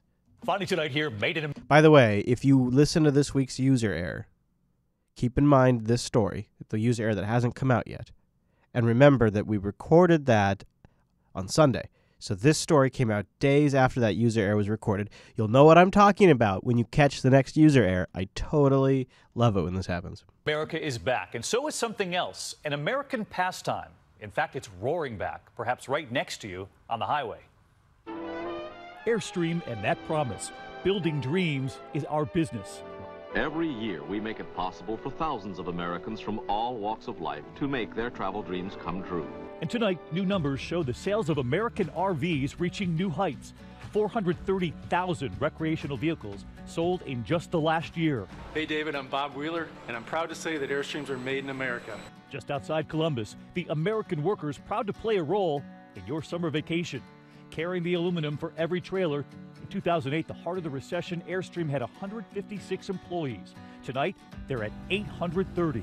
Who's buying? Hi, David. Joe and Kim from Dearborn, Michigan. And their kids traveling all the way to Anastasia State Park, St. Augustine, Florida. Hello there. And there was Elna, who wanted to give us a tour. We have a dinette here and a lovely kitchen. Hi, I'm Beth Rakovich, and I'm Bill Rakovich. Still getting their timing down, but they have traveling in their Airstream perfected. 4 to 5 months a year. and these are all the states that we have been to. And we could use their help. 42 feet, and we're going to drive this. Yes, we are. You'll remember we boarded that brand new Winnebago before, headed to Las Vegas. We were off. Got a couple of rigs pulling up. Drive carefully, come back soon. Did they just put that up? We survived it, and so are American RV companies. More than surviving, thriving. Winnebago, $1.5 billion in sales expected just this year. And back at Airstream tonight, adding all of those workers, another travel trailer coming to life with those 3 words. Made in America, and we love those messages from the road. Keep tweeting me your ideas. I think. What the heck? For federal investigators are now examining whether fired National Security Advisor Michael Flynn was secretly paid by the Turkish government while working for the Trump campaign. The new development reported by the New York Times comes as special counsel Robert Mueller broadens his probe to include what financial ties Trump family and friends have to Russia. Joining me now to talk about this and much more is Congressman Adam Schiff. He's the ranking Democrat on the House Intelligence Committee. Congressman. So let's play a game here. How long until your head explodes? Let me know when your head's exploding in the chat room. This is, it's not very long. I swear to God, when Adam Schiff talks, he creates a time reality distortion field. Time slows down, and I suffer. Thanks for joining us. Are payments made to Michael Flynn from Turkey or Russia part of the House Intelligence Committee investigation as well? We're certainly looking at all of the conduct of Michael Flynn in the same way. I think that the special counsel may be viewing the same evidence. That is not an answer. We're doing the same thing they're doing. In terms of what light it will shed. What? On the broader Russia investigation. Which your investigation or their investigation? You're already not making any sense. This already doesn't make. What light it will shed. On the broader Russia investigation. Of course, Michael Flynn, the allegations not only include payments potentially from Turkey, but also the payments he received from RT, and other Russian entities, whether they were allowed. Now are you implying that you're doing more research? You're doing more research, so maybe your investigation's more thorough? Like, what's happening right now? Other Russian entities, whether they were allowed, whether they violated the Emoluments Clause, whether they properly disclosed. But more broadly, whether it shows an intent to work with the Russians in ways that are contrary to law. So it all, I think, is within the broad scope of what we're looking at.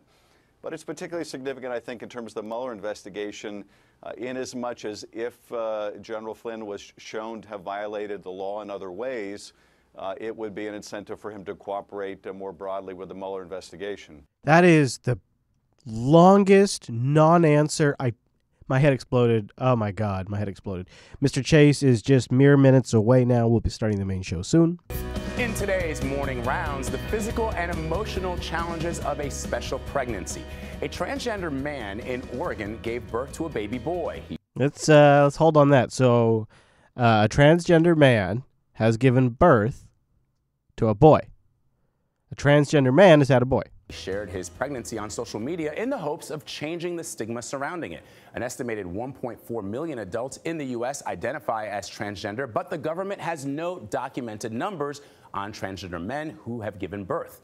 Mireya Villarreal spoke to the family about their journey.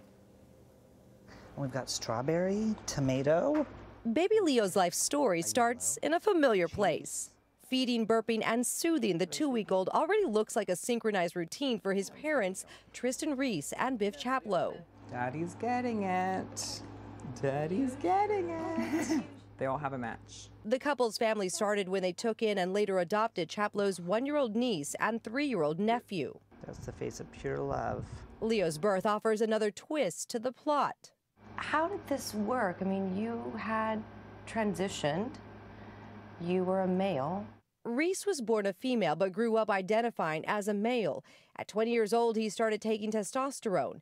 Transitioning through hormone therapy alone, he opted not to have surgery. Once the couple decided they wanted to have a baby, the next step was the easy one. It's actually not that different than if a woman is on hormonal birth control and their cycle stops. So I stopped taking my hormones and eventually my cycle came back. About 5 months later, we got the positive pregnancy test. When you're pregnant and you have this belly, did you ever kind of stop and look at yourself in the mirror and kind of go, whoa, you know? Or for that matter, did you get those looks on the sidewalks? Yeah, that's amazing. That is amazing. How the hell are they assuming this baby's gender? Like, out of any couple ever, if any couple was ever... So, that's amazing. That is amazing. That is really... So, Chase, welcome to the studio. As you're arriving, this is a transgender man who has just had a baby. So, a woman. But a man. Identifies as a man. Man can't have babies. But it's a man. Somebody who identifies as a man that had a baby. Man can't have babies. And now they're just assuming the gender of their new boy. What do you mean they're assuming? They're calling it a boy. What, does it have a penis? Yeah, but so does... Then it's a boy. You know, or for that matter, did you get those looks on the sidewalks? Did people ask about it? Were they curious? Men's bodies are not scrutinized in the ways that women's bodies are. So nobody really noticed that I was pregnant. It just kind of looked like I had a beer belly for a good chunk of the time. People thought you were fat. Yeah. I'm okay being trans. I think it's kind of awesome, actually. So there you go. That's the one of the... We're just... we're killing a little time while you're on your way here. You know... Just killing a little time. I love MPV, buddy. I love it. Yeah, You had a hell of a drive getting here. Jesus. I have a rant. I'm living up in Birch Bay right now, so I feel you on the long drive thing. And I wish I could put this on the show, but it's really hyper local, and no one on the show really cares. Oh well, you want to just get it out? I'm going to get it out now. Get it out. Okay, get it out. I'm going to get it out. This is a safe space for you. I know this is a safe space. If you want to identify as a Seattle ranter, because boy, oh fucking boy, I'm triggered right now. I am triggered in multiple aspects, multiple angles, and it's not just about traffic, because I know we all deal with traffic. Oh, sure. We all deal with traffic. Yeah. What I'm talking about Preach it. Is the basic understanding of mutual respect. Oh, like between drivers on the road. Just between people in general. Go. So for example, say you're a transgender man having a baby. First off, the reason why I'm having this is because I'm having hot flashes right now. Oh yeah. Because I am pregnant. That's yeah. No. So congratulations. So first off, there's this Seattle thing, a war on cars, if you will. You and I have talked about this before. Yeah, Seattle hates cars. Where they hate cars so much, they take lanes away, they take parking away, and they give them to bicyclists. Yeah. And then they'll shut down the whole lanes for. They'll just dedicate a lane. Which, by the way, hey, I think bicycling's a great idea. Maybe not so much in hilly Seattle, but that I digress. It is tough to do in Seattle. So people think, oh, there's no war. Bicyclists are good people, good stewards of the road. I'm sitting at a stoplight, right? I'm sitting in the traffic like everybody else. Red light. freaking watching bicyclists just blow through it, blow through it, blow through it. Yeah. Then, I get on the freeway finally. That's right. And, lanes are merging. And, there's a common courtesy. Like, for example, everybody heard of something called a zipper merge, right? Where you take turns, as cars are filtering in. Like a weave lane. Right. And if a lane that you're in is ending and you're merging into the other lane, legally, you're supposed to use your fucking turn signal. But no, this lady didn't do that. Instead, she gave me the bird signal. Oh, no. Yes. Oh, yes. Yes. I mean, probably 3 different ways. I don't mean to derail your rant. No, but, you can derail all you want. Today was a big day for me because I had a big breakthrough. I had a realization. So you don't really notice it when you're in like a pretty peppy car, or if you don't drive in the slow lane very much. Right. But in the RV, you really, really are hyper crazy aware of mergers, because if what happens is people get stuck along the side of the RV and they either panic or they cut over too soon and I have to hit the brakes. 25,000 pounds. I mean, it's a lot to stop. Oh, and yeah, so, you need a much larger stopping And distance. then, just best case scenario, I slow down to let somebody in front of me. But the problem is, for me to get back up to 60, it takes now 2 minutes. Right, so I had a good 65 miles per hour going. Now I have to slow down. And burning more fuel to get back up the speed. So it's really the merge. And I have driven in a lot of places now, and I will tell you this: with the exception of California, I have never driven anywhere worse than Washington. Today I started. I realized today's the day. I'm just laying on the horn when people aren't paying attention when they're merging. Today's the day. People don't care. People don't care if you honk their horn or not, because what they do. This is what they do. One of 3 things happen: either A, they're on their phone and they don't pay attention. B, they put the hand up and go, "Oh, I'm sorry. Oh, I'm sorry. Didn't mean to happen." Or they flip you the bird. They just don't. No one cares. I'm hoping this large vehicle with the loud horn at least hit a few people in the face. Please do it. Like, if you haven't done so yet, tomorrow, now, whatever. Get yourself a dash cam for your RV and protect. I have one. I don't love it. I need to get a better one. Yeah, I mean, protect your damn self. You know what? I had the realization that if say the government collapsed. After like I got all my basic shit figured out, the next thing I would do is I would put a push bar on my truck, on the front of my truck, and I would start ramming these people off the road. Like, once government collapses and there's no authority structure to punish me, I'm running these people off the road. And when I had that, and I'm really going to do that, like if the government collapses, I am running these motherfuckers off the road. I'm putting one on my RV too, and I'm going to Mad Max. I don't care. I don't care if these sons of bitches run off the road and blow up. I am running them off the road. And when I had that realization, I thought, God, if I'm willing to do that, I'm willing to honk the fuck out of them. So this morning, somebody's coming along. They literally, this happens in Washington no signal, all right? the time. No signal. No signal. I can see them because I'm up high. Oh, yeah, you know what's going to happen. They never look in their mirror. Nope. They never check. They use the force. They end up alongside of my 40-foot long bus, and then they realize what's going on. So and then they usually what happens is they freak the fuck out and they slam the brakes, and they usually almost cause an accident for the people behind them. Or they have to take to the shoulder, or they try to speed up and get in front of the rig, which then kicks up a ton of shit, and it causes a crack in my windshield. Thank you very much, you sons of bitches. I've got 2 chips in my huge windshield now. Which, by the way, thanks to this. It's what, $1,000 to replace? Yes, and it's structurally relevant to the front of the RV too, which is a real pain in my ass. And it's my goddamn house, so like now when they're taking out the windshield in my house, it's because these guys can't figure out how to merge. So now I'm just get the fuck out of the way. No one cares. I mean, no one cares out there on the road anymore. Oh, it's the worst. The Washington drivers are the worst. Well, part of it, unfortunately, is because because of its lack of enforcement. Yeah. It's arbitrary enforcement. It's speed law. Speed law enforcement is what we enforce. Speed law. It's the only thing we enforce around here. Speed law. Yeah. And then, but somebody. So today I'm coming down from Bellingham, right? Because I'm up in Birch Bay. Yeah. And Canadians, tons of Canadians on the road coming down during rush hour, which is fine, except for they're doing, and I'm not joking, 40 miles per hour. And so people are losing their shit because it's not one Canadian, it's a bunch of Canadians. Yep. And so, like, by the time I got to Burlington, truckers were like doing crazy stunts on the road in the fast lane, blaring their horn. People are whipping around these guys. It drives people nuts. People pull people over for speeding, but nobody gets pulled over for riding the fast lane at 40 miles per hour. No. Nobody. No. I mean, they do emphasis patrols and all that crap, but they really should be doing it all the time. But the problem with the State Patrol, and they've already admitted this, is they don't have the staffing. Well, they're too busy popping. I'll tell you. You know what's going on is, here's what happens. The troopers go to the state academy to get trained as a state trooper, right? Then all of a sudden, after they're fully trained and qualified, they find out that the city of Kirkland will pay them like 20% more, and then go jump ship and go to the city of Kirkland. So the state troopers, you know, they. To be fair, I know a couple, and they're really good people. How many cops, though, would you say you see in the morning or in the evening drive? I see a handful. 3? Maybe 3 or 4. Yeah. So I will see because up in the Burlington area, it transitions from 60 to 70 a couple of times. Yep. I have seen as many as 5 or 6 cops on my 20-minute drive between here and the studio. Yeah. And you know what's crazy about that?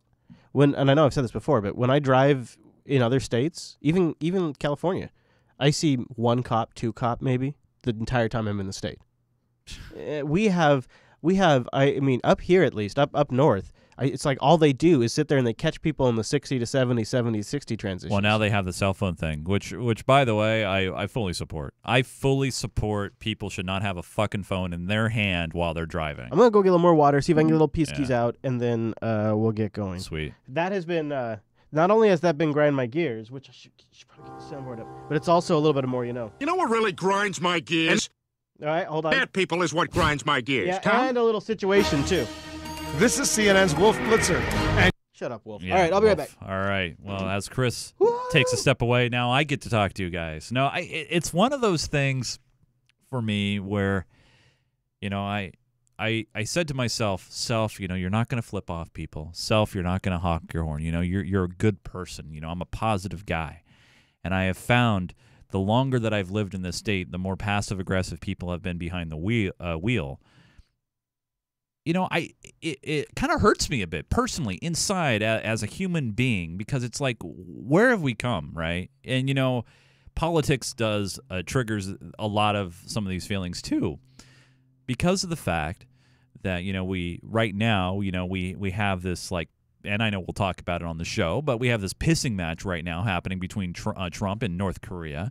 And, you know, everyone's saying, you know, be cool, be chill. I mean, when you have China, okay, saying, hey, all right, guys, you need to calm it down, what the fuck is going on? You know? And I just wish, you know, we can all just chill back, and maybe this will happen during the total eclipse, right? Maybe it'll happen for a brief, minute in life, a minute in life. I was tempted to take that card, by the way, but just sneak it out. You never know. I mean, you'd be like, it said it got delivered. Yeah. And I'd be like, I don't know what happened. Damn it. By the way, I just got a brand new 1080 Ti. Next time you're on News Area, you're like, by the way, I got to talk about my new TI. Hey, is the damn chat room ready to bang suggest? You know, the chat room is ready to bang. All right, chat room. If you could bang suggest a little bit, we would really appreciate that. Just, you know, real good title. Beardsley, you need to make any noise before we start? Oh, yeah, go for it. Yeah, all right. Well, I mean, we could probably... Are you doing that down here? Okay, all right. Okay, all right. Well, it's all right. It's cool. How you doing, Chase? You good? How's the weather treating you? Well, actually... the Staying weather, cool at home? Oh, yes. Yeah, yesterday it was like 74 in the house. It was great. Had a family member go into the hospital, the ER today, for a combination of dehydration and smoke inhalation from the smoke. Holy crap. Smoke inhalation, dude. Can you believe that? You got to be the air quality. I downloaded this really good air quality app that tells you what the current levels is right now. You know, it's just not healthy. What are not good. Yeah, no. What are your thoughts about Weather Underground? Well, I like Weather Underground a lot because it pulls in user stations. I have a station that's on there. Yeah, I thought so. And so I really like it for the crowdsourcing aspects. Yeah, I've been finding it to be much more accurate up north than the other providers. Yeah. Because you're actually getting real data, real neighborhood data. Yeah. And also, the other thing that's really cool about it is it pulls in like exit cams and stuff like that in the app for that area too, which is really nice. I didn't even realize they had those online anymore. Self-plug for RainyMcRainface.com.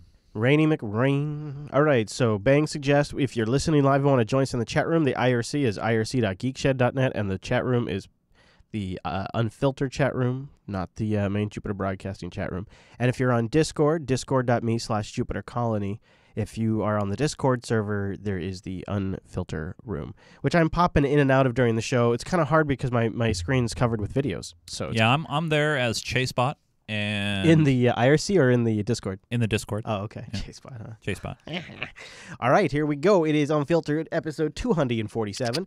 Please bang, suggest something from the title's always appreciated. And we go in a 3, in a 2, in a 3, 2.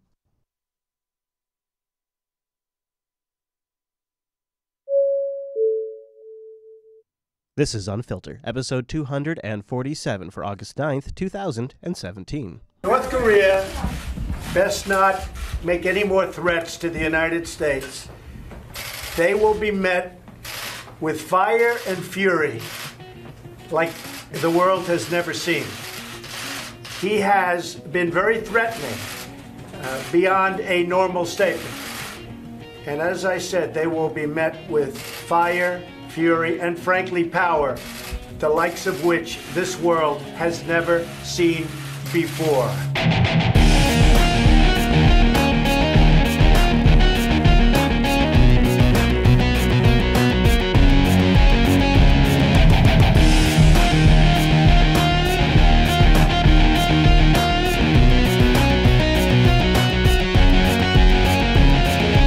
Coming to you live from the nuclear fallout shelter in Northwest Washington State, this is Unfiltered, Jupiter Broadcasting's weekly show about the news you shouldn't be watching. I'm Chase. Over there wearing the gas mask just in case the fallout reaches us is Mr. Chris Fisher. Hey, but you know, it's funny. I learned recently that a friend of mine that I've known for a while actually has a bomb shelter from like the 70s. Wow, really? I don't know why it was built in the 70s, but it was built in the 70s, and they just use it now as storage. I wonder if they're going to be dusting it off after this week's episode. Well, you know, between that and the warning that a Cascadia quake could happen and we should be prepared for 14 days, I got to say that I'm ready to move to Fiji. Yeah, I feel like it's just time to go.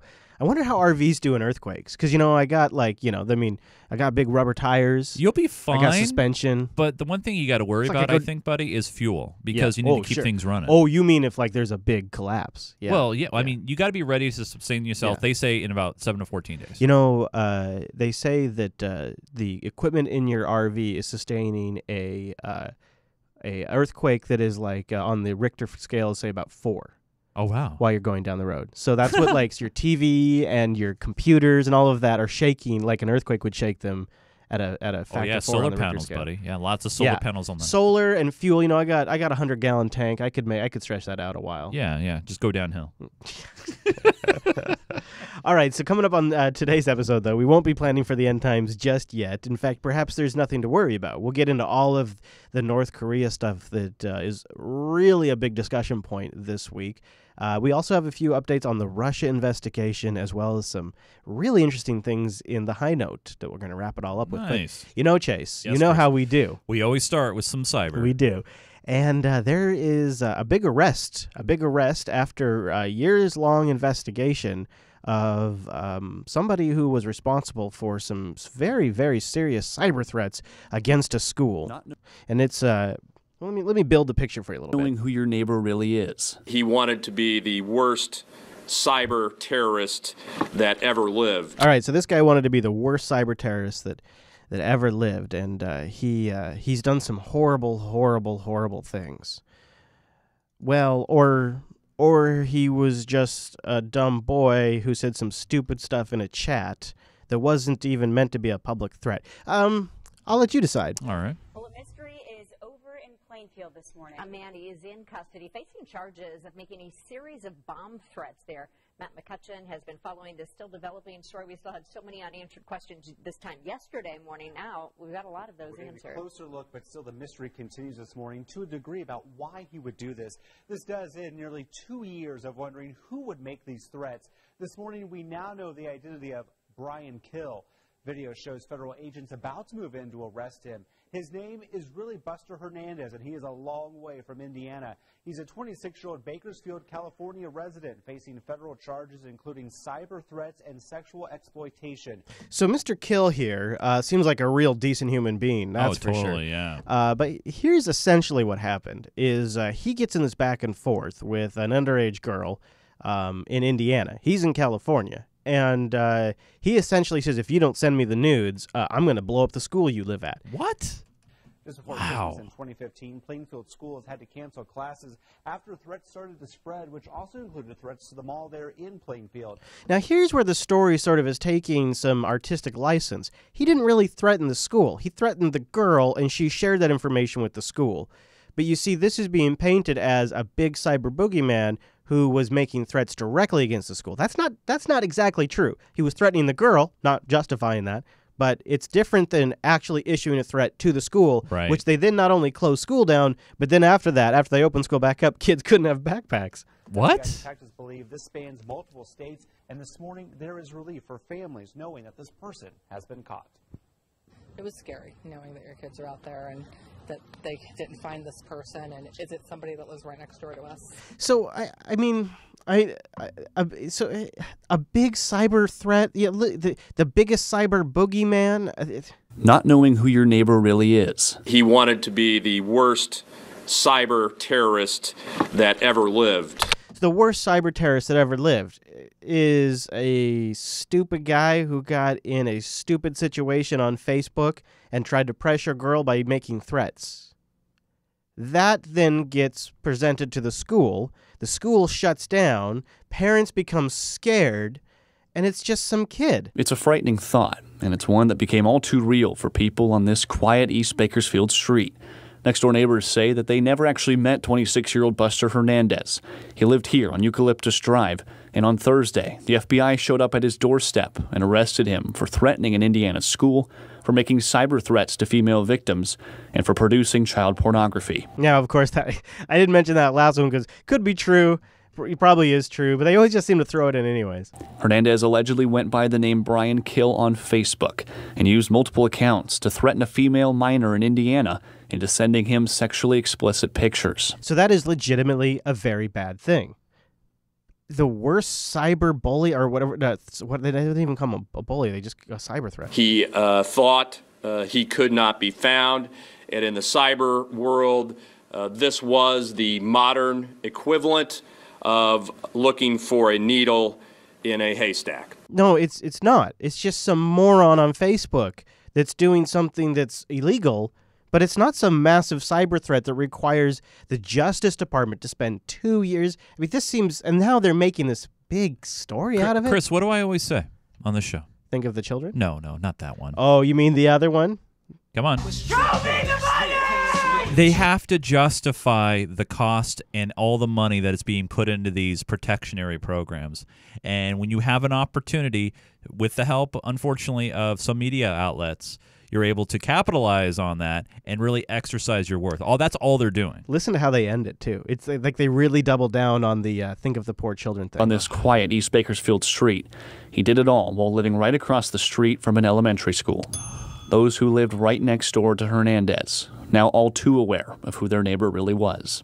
I mean, okay, so he's a bad guy. He's a screwed up perv. Yeah. But this story starts with not knowing who your neighbor really is. He wanted to be the worst cyber terrorist that ever lived. That's not cyber terrorism. It's not. The school freaked out because he was in California. He was never going to bomb the school. So what do you think the true picture that they're trying to paint here? Like, kind of a brief analysis. Like, why would this situation blow up to what happened?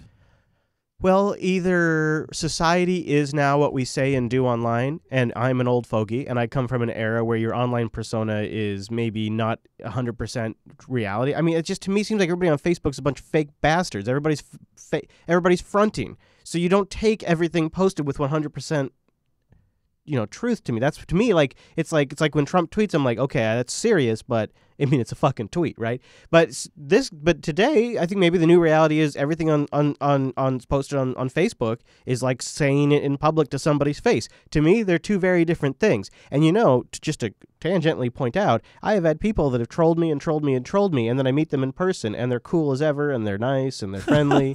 It's like it's a totally different thing when you meet people in person. Yeah. So I I don't know. I'm not trying to condone his behavior, but to me it sounds like a bunch of hype. It's trying to make up. It's trying to justify additional resources to pay cops to sit there and police Facebook. It's to pressure social media companies to help them sort out terrorists. Give them the keys so they can see the encrypted messages and data. Awful. It's just, I don't know. There's another story that really has me just shaking my head this week in our quote-unquote cyber section. You remember the WannaCry malware that was stopped by a security researcher who just realized that it was trying to ping a domain, and if you had something listening to that domain, the ransomware essentially shut down. So that hero, he's a cyber researcher out of the UK. A big part of what he does is he finds malware online, and he essentially either decompiles it and figures it out, or reverse engineers it, and sort of how he makes his money. So he comes over from the UK, he lands here in the States, he goes to DEF CON, he talks about the stuff he's been working on, he's involved in the community, he's getting a name known for himself. I've got links to his Twitter account and stuff in the show notes. And so he leaves DEF CON, he's on his way home, and he gets arrested by the feds. The British computer hacker credited with stopping that notorious WannaCry cyber attacks allegedly admitted to police now that he created and sold malware designed to steal banking details. Marcus Hutchins was arrested at a hacking conference in Las Vegas, and he could face up to 40 years in prison if he's convicted. Even so, his lawyers say he plans to plead not guilty on 6 accounts of creating and distributing a dangerous computer virus. Now, Marcus Hutchins is a 23-year-old self-taught cyber expert. He's now being charged with creating and distributing the Kronos virus, which spreads through email attachments and steals banking details from infected computers then. I'll give you some links for the show notes if you want more information, but one of the links in the show notes is a link to his Twitter feed, and in there, this is the big discrepancy to me for this entire story. He's tweeting and he's asking the internet for samples of the Kronos malware because he wanted to take it apart. Now, if he's the author of it, why would he be asking for samples? Right. Now, the day he tweets that, his cohort is like a partner of his, later in the day, creates a YouTube video about the Kronos malware. Presumably, he may have gotten his hands on it, they looked at it, and they did a video. However, looking at the timeline, part of their case against him is that it looks like he had some involvement with distributing a copy of that malware, and they're using the video that his partner made as proof, and so they're both going to have to testify. And there's people that are trying to raise money to help him out. They've revoked his passport, so he's stuck here as this is getting worked out, and they're claiming that he distributed the malware, which may be technically true. If he got a copy of it and then wanted to take it apart and wanted to share it with people to take apart, they could be right, because I believe the law is if you distribute the malware, the provision they're hitting him with in the face is if you distribute the malware to 10 or more computers. And so if he shared it with a few systems and they have a few systems to test it on, they very well may have him on a technicality. Oh boy. So it's a story I'll be watching a little bit. And the guy did good work with WannaCry too, helping shut that down. That was good work. And probably was, I'm sure, a Putin operation. Well, he must have put on a white hat that day. Yeah. Maybe it's just not that simple. Maybe it's not 1 or 0 when it comes to these people. Yep. These people. So Putin's always watching things, playing 4D chess, and one of those chess pieces, of course, is Paul Manafort. And it's looking like about a month ago, something very interesting went down, and we're just finding out about it this week. CNN has just learned that the FBI raided the home of former Trump campaign chairman Paul Manafort. This is CNN's reporting. The Washington Post has additional reporting on this, saying that it was in the early morning hours late last month. This was one day after, you'll remember, Manafort struck that deal with congressional leaders to meet with them voluntarily behind closed doors on the Hill to meet with staff for the Senate Intelligence Committee. Jessica Snyder, our justice correspondent, is following all of this. Jessica. This is interesting. We don't know a lot of information, but note it was the FBI, too. And remember, what's the basics of getting a search warrant? Do you guys remember? What do you mean the basics? Like, to get a search warrant, what do you need to have? Oh, evidence or compelling evidence or reason? Probable cause. Yeah, I guess that's another way. That's probably the correct way to put it. Yeah. So yeah, they don't just hand them out just for fun and for hunting expeditions. No, that is very true. So also speaking about the, I don't have a lot to say about this one either, but we also will. This will be one of those stories where eventually we'll learn more. Mueller has a grand jury, and now he wants documents. This late-breaking story from the New York Times tonight, Friday. Mueller's investigators bearing down on Michael Flynn's financial ties abroad, now asking the White House for documents related to Flynn, and they've questioned witnesses about whether he was secretly paid by the Turkish government during the final months of the Trump presidential campaign.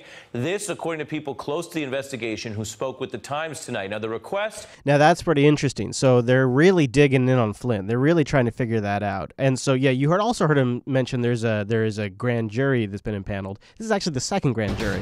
Kelly, bracing news for the White House from the Wall news. Street Journal, which just reported that Special Counsel Robert Mueller has impaneled a grand jury in Washington to investigate the links between the Trump campaign and Russia. Now, this is a broadening of the investigation from the one that he began when he was appointed by... Now, a grand jury is usually a panel of about 24 jury members, and you present them with evidence before you take it to a trial, and they decide if it's legitimate or not. And often you'll impanel them in a district where you want to maybe do some trying.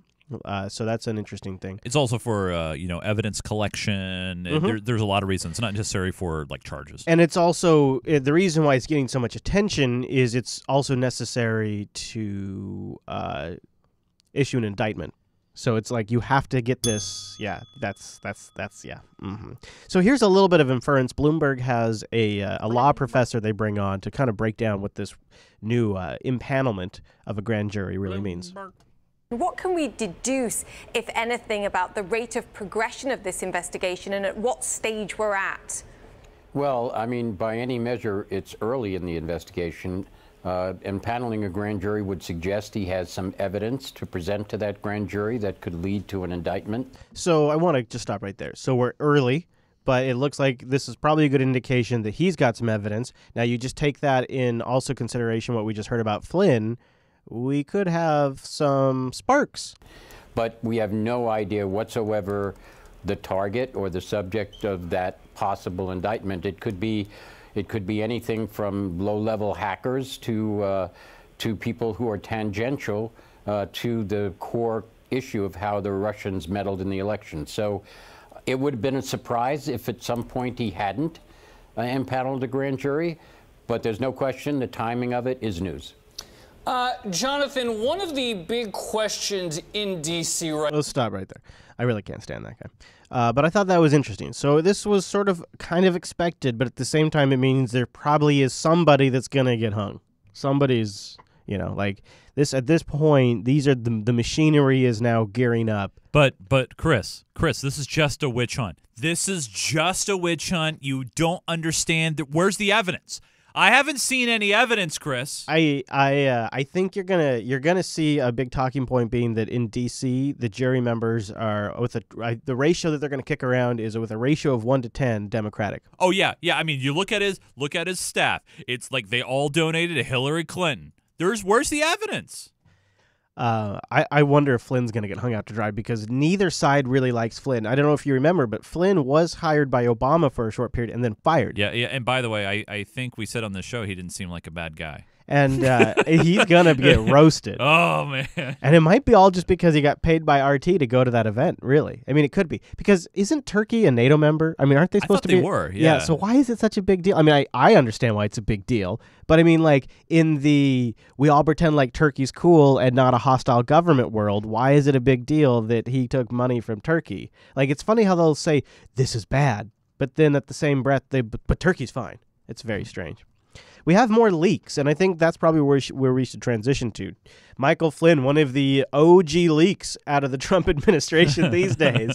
So many more things have leaked since Michael Flynn's name was unmasked, probably by Susan Rice. So now we have one of these that I think is the most egregious leaks. Out of all of the leaks, I'm kind of in general a fan of the information we find out from the leaks, just so that way we have an informed democracy.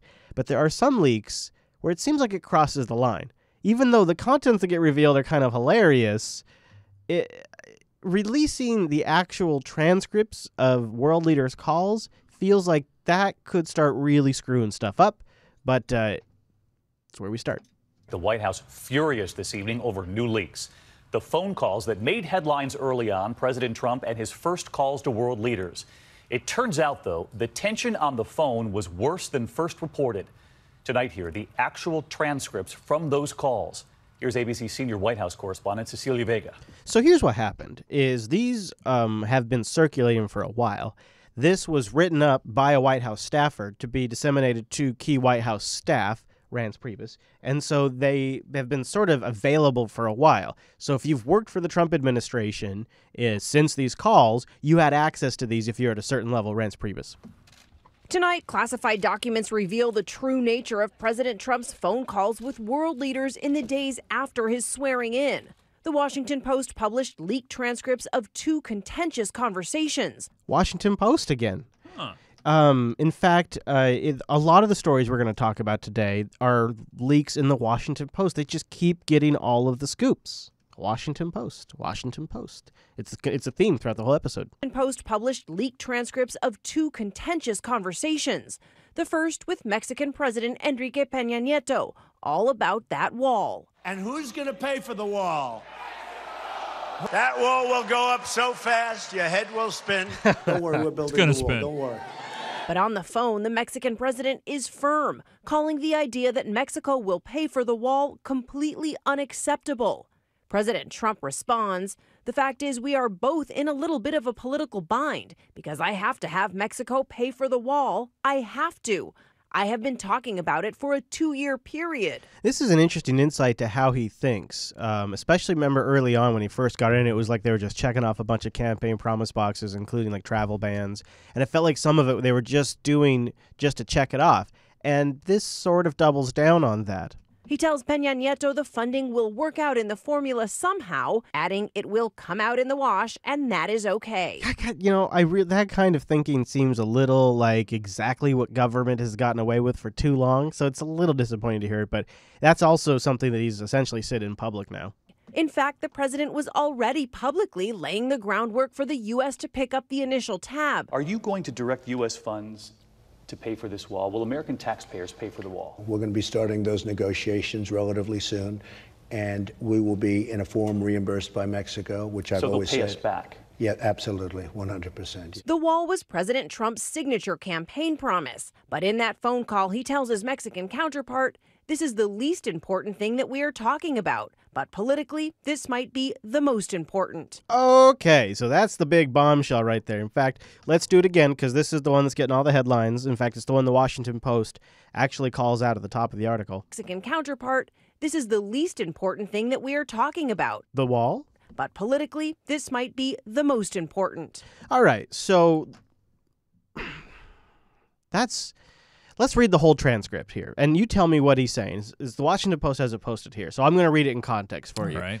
But this is Trump talking. But you got to say it like Trump. Oh boy, I don't think I can. All right. But you cannot say anymore the United States is going to pay for the wall. I'm just going to say that we're working it out. Believe it or not, this is the least important thing we are talking about. But politically, this might be the most important talk about. But in terms of dollars or pesos, it's the least important thing. I know how to build very inexpensively, so it'll be much lower than these numbers I'm being presented with, and it'll be better wall, and it will look nice, and it will do the job. If you read the whole thing, when he says this is the least important thing we are talking about, but politically this might be the most important to talk about, but in terms of dollars or pesos, it's the least important thing. The quote is being taken out of context. The whole full quote is, it is politically, this is very important, but in terms of dollars, how we do it, that's the least important thing. It's going to get paid for. I'm such a genius when it comes to building that I'm going to build it cheaper than any of these government slobs think it can be built. Of course, that's not going to happen. But that's what he's saying here. That's how normal people would say, this is politically super important to me. I've been talking about this for 2 years. The least important aspect of this entire thing to me, I got to be honest with you, is how we're going to pay for it. What's most important to me is that we just build the damn wall. That's how most people would say it. But that's not how Donald Trump speaks. I'm just going to say that we are working it out. Believe it or not, this is the least important thing that we are talking about. But politically, this might be the most important talk about. But in terms of dollars or pesos, it's the least important thing. I know how to build very inexpensively. Every single news outlet is reporting it that way. In fact, even at the very top, this news article, they pull out key quotes and they say Trump describes the wall as the least important thing we're talking about. Well, that's kind of half-assed wrong. I mean, the thing that's the least important was how they're paying for it. I disagree. That seems like the most important issue to me, but I don't know what to do with that story because everywhere's reporting it that way. But to me, that's not what that means. I'm not sure.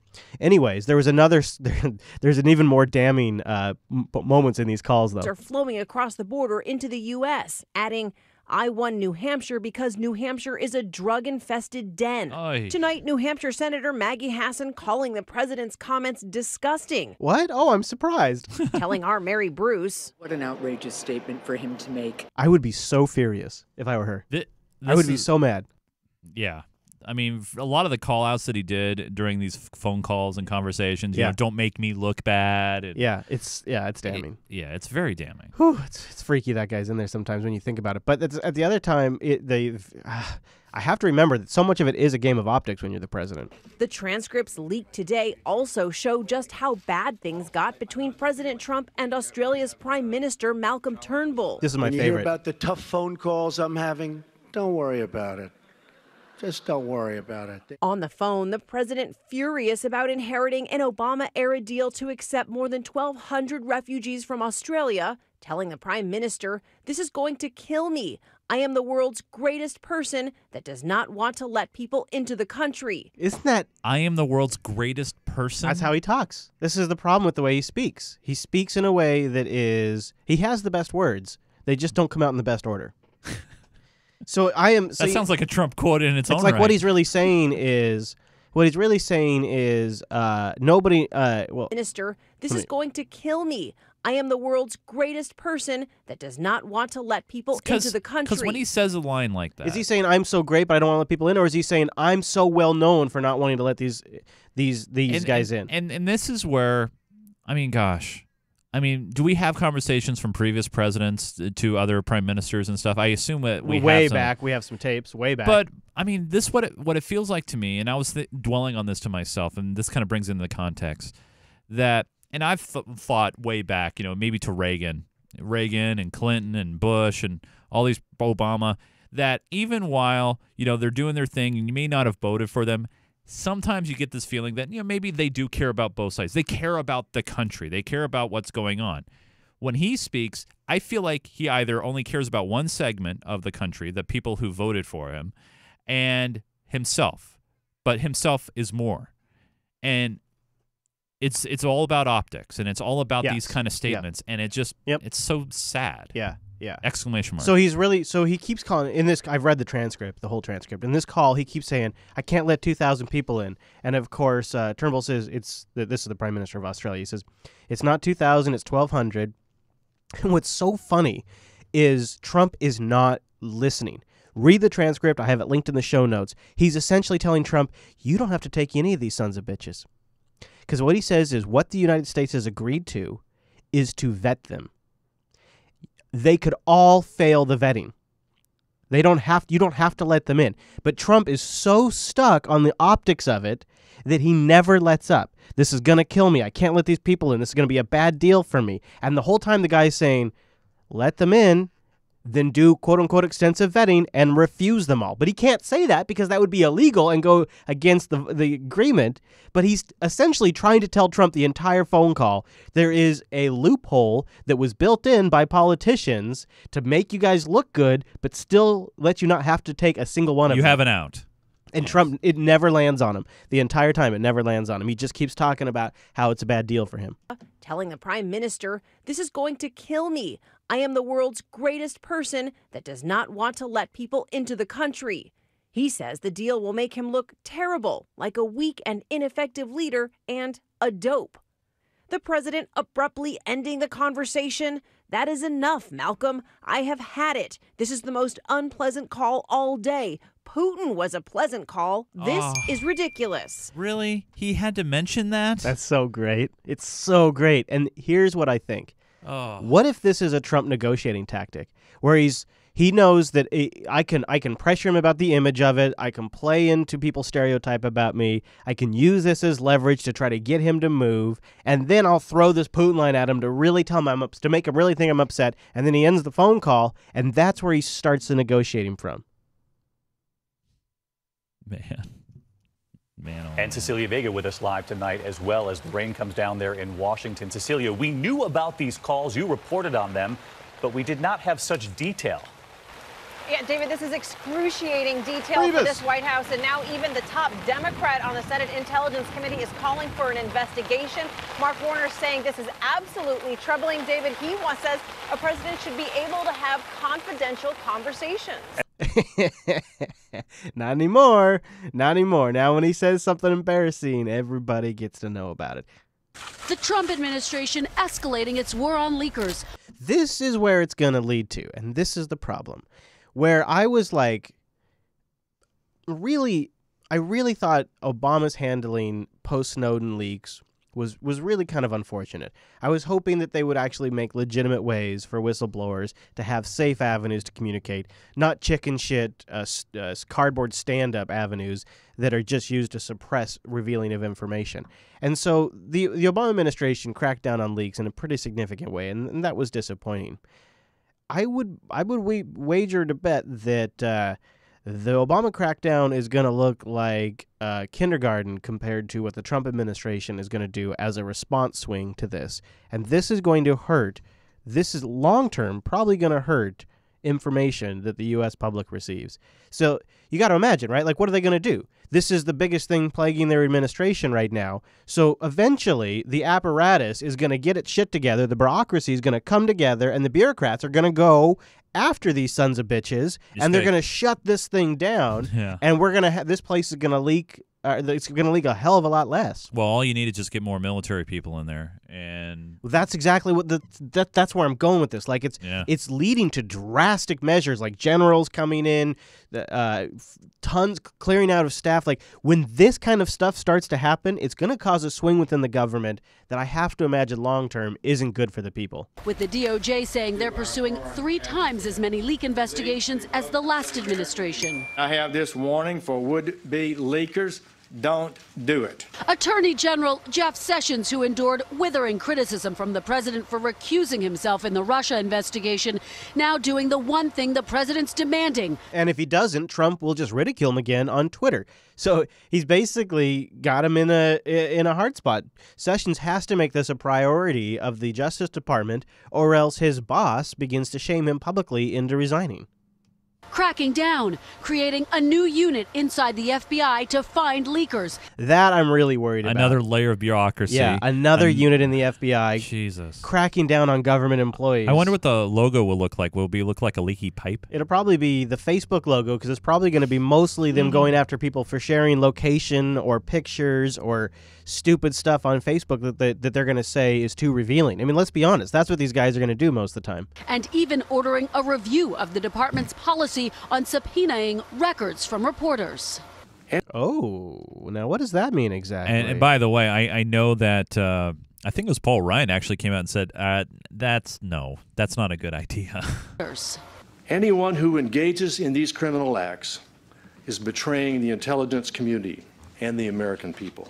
The announcement against leakers has been long planned, but comes a day after the Washington Post published transcripts of the president's phone calls with 2 foreign leaders. So yeah, it seems like if you want to figure out who the leakers are, you just got to crack that guy at the Washington Post or gal that's getting all the information. Like, go get yourself implanted at the Washington Post. They can subpoena all they want, but there's one amendment that kind of gets in the way of that. Oh, that damn free speech thing? Yeah, that damn free speech thing. General Freedom of the press says that you are going to also review the policy when it comes to reporters and whether or not you'll try to subpoena information from them to disclose their sources. Here's how Mr. Sessions put it. We respect the important role that the press plays and will give them respect, but it is not unlimited. They cannot place lives at risk with impunity. But the head of the Reporters Committee for the Freedom of the Press says what the Attorney General is suggesting is a dangerous threat to the freedom of the American people to know and understand what their leaders are doing and why. I'll double think that. I think that's an overreaction, Chris. The Attorney General has been very clear. This is the guy that sits under the Attorney General. So this is the guy, the Assistant Attorney General. Yep. Yeah, we're after the guy that is sort of. I mean, he's going to be. Well, he's the guy that put the Special Prosecutor Mueller in place. And but Sessions is his boss, so he has to really walk a tight line here. Yeah, we're after the leakers, not the journalists. We're after people who are committing crimes. And so we're going to devote the resources we need to identify who is responsible for those leaks and who has violated the law and hold them accountable. Well, there are a couple of aspects to that. First of all, you say you're after the leakers, not the reporters. President Trump has reportedly suggested at one point prosecuting the reporters if they leak if they publish classified information. Are you ruling that out? Chris, we have the same position on that, I think, as Attorney General Holder. That is that we don't prosecute journalists for doing their jobs. We look at the facts and circumstances of each case, and we determine whether somebody's committed a crime and whether it's appropriate to hold them accountable for it. How do you feel about that answer? We don't need to let him go on. It's a non-answer. Is that how you feel? Yeah. I mean, when they file their first lawsuit, then we'll see what happens. But right now, I feel like it's just kind of a bit of a scare tactic. So just a couple of more Trump things before we get to North Korea that I want to talk to you about. Now, you know that I have had this weird-ass conspiracy bacon theory on the show for a while now. And it's been peppered thick bacon, too. Is it okay? No, maybe it's not. It's not a conspiracy. I'll frame it differently. Frame it as a thought technology in which to view information. How do you like that? Okay. A thought model, if you will. So, I've proposed that the reason why Obama golfed so much and the CIA director golfs so much and the FBI director golfs so much and President Trump golfs so much is... Well, you've said this before. I know where you're going. Is they can go out there and they can have a friend, or they often have some people in their administration with them, and they can have conversations that don't have microphones, that don't get leaked, and that don't have to be official. They can be on the record. They're playing a game of golf. They're not meeting with somebody, so there are all kinds of legal loopholes with that they don't have to be documented for the president or the FBI director or the DNI, or the CIA director. All of them who are constantly golfing, meeting with people on the golf course. It, to me, seems like it is a classic politician's unofficial meeting place, where they can have conversations about the guy they're going to kill, or the place they're going to invade, or the money they're going to launder, or the heads up on a thing that's coming down the pipeline, or the strategy they're trying to formulate.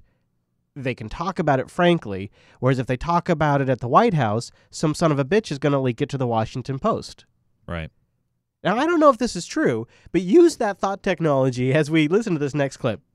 For President Trump, golf is more than just a game. It's a way of life. It seems he'd rather entertain world leaders like Japanese Prime Minister Shinzo Abe on the links than in the White House. Now, you know what's interesting? Nothing that they've talked about at the golf course was leaked. Nothing that he's talked about with any world leader he's ever met at a golf course has ever been leaked. Yeah. That is interesting. Yeah. And Trump casual? It's not jeans and sneakers. It's khaki pants and golf shoes, even for a visit to tour the U.S.-Mexico border as a candidate. In March, the president held a meeting with several cabinet secretaries at his course near Washington, and he's spending a 17-day working vacation at his Bedminster, New Jersey golf club. And I will bet you nothing leaks. I find that to be a very interesting possibility. Plus, they get to screw off and play golf and get sunshine and get some exercise. Like, I'm not denying there's also that positive aspect. And what about the pay going back to his clubs? Right. Well, I mean, that's definitely one thing to talk about. But the other thing that's the thing the media loves hammering him about, of course, is how much he went after Obama during the election. Oh, gosh. The hypocrisy is amazing. Everybody loves, this is something that gets pointed out constantly, of course. And Obama for golfing. Everything's executive order because he doesn't have enough time because he's playing so much golf. I'm going to be working for you. I'm not going to have time to go play golf. He played more golf last year than Tiger Woods. I love golf. I think it's one of the greats, but I don't have time. But I'm not going to be playing much golf, believe me. If I win this, I'm not going to be playing much golf. At this point in his presidency, I got a theory for you. Because what do we know about Donald Trump? There's probably only one thing he likes more than golf. Maybe his family, but besides that... Money. No, Donald Trump. Oh, I mean, what do we just see from those leaks? He's constantly talking about how it's going to look for him, how it's going to kill him, how it's going to be perceived. He wants to improve his golf game. He knows the media hits him on this constantly. He knows because he watches we know he watches the news all the time. He's very he watches Fox all the time. But he's very aware. Even Fox has a story this week about it. They did Yeah, cover that? They Wow. do. They don't often, but this week they do. Wow. And I'll tell you, you know what? There's got to be a bigger reason why he's doing it. I'm just putting that out there. He must know. He knows how it looks. He knows what he said, and he got into the office and they're like, Mr. President, let me tell you a little secret. These golf outings are more than just playing golf.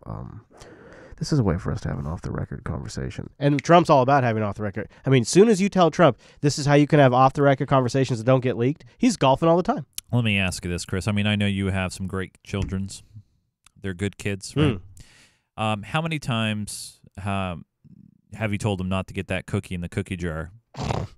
And, or fudgesicle in the freezer. Or a fudgesicle in the freezer. And then all of a sudden, you notice around the mouth, there's a little bit of fudgesicle there. And then you ask them, hey, what are you doing? Well, what's that? Oh, nothing, Dad.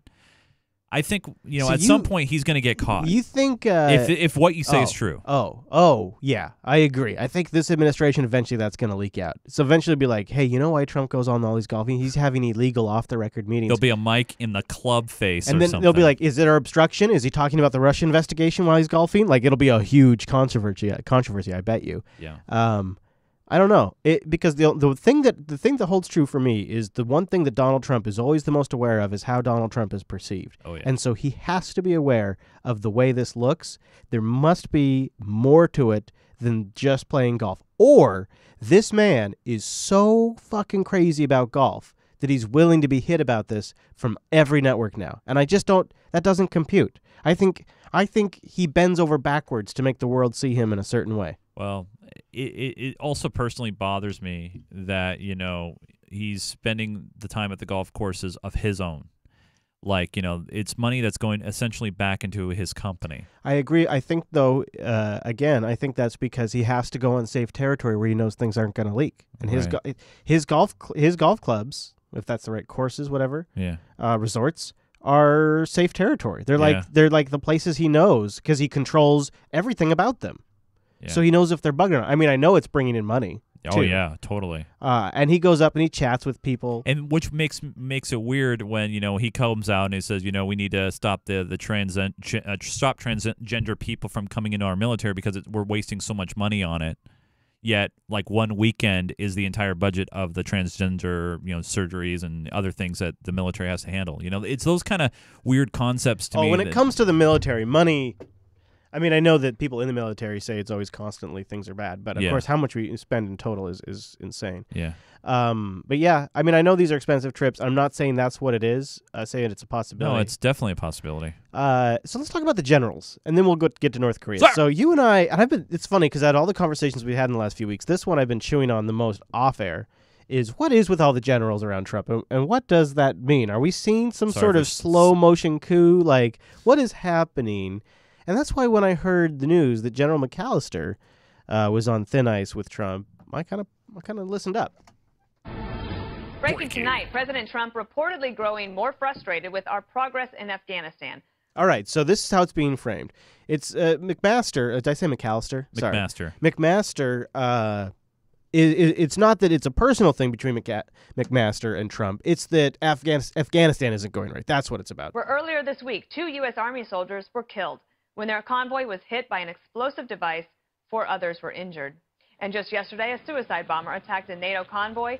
So this is how the Fox piece frames it. It's just really just about his performance. Yeah, Trump's going to fire another person, but it's really about his performance.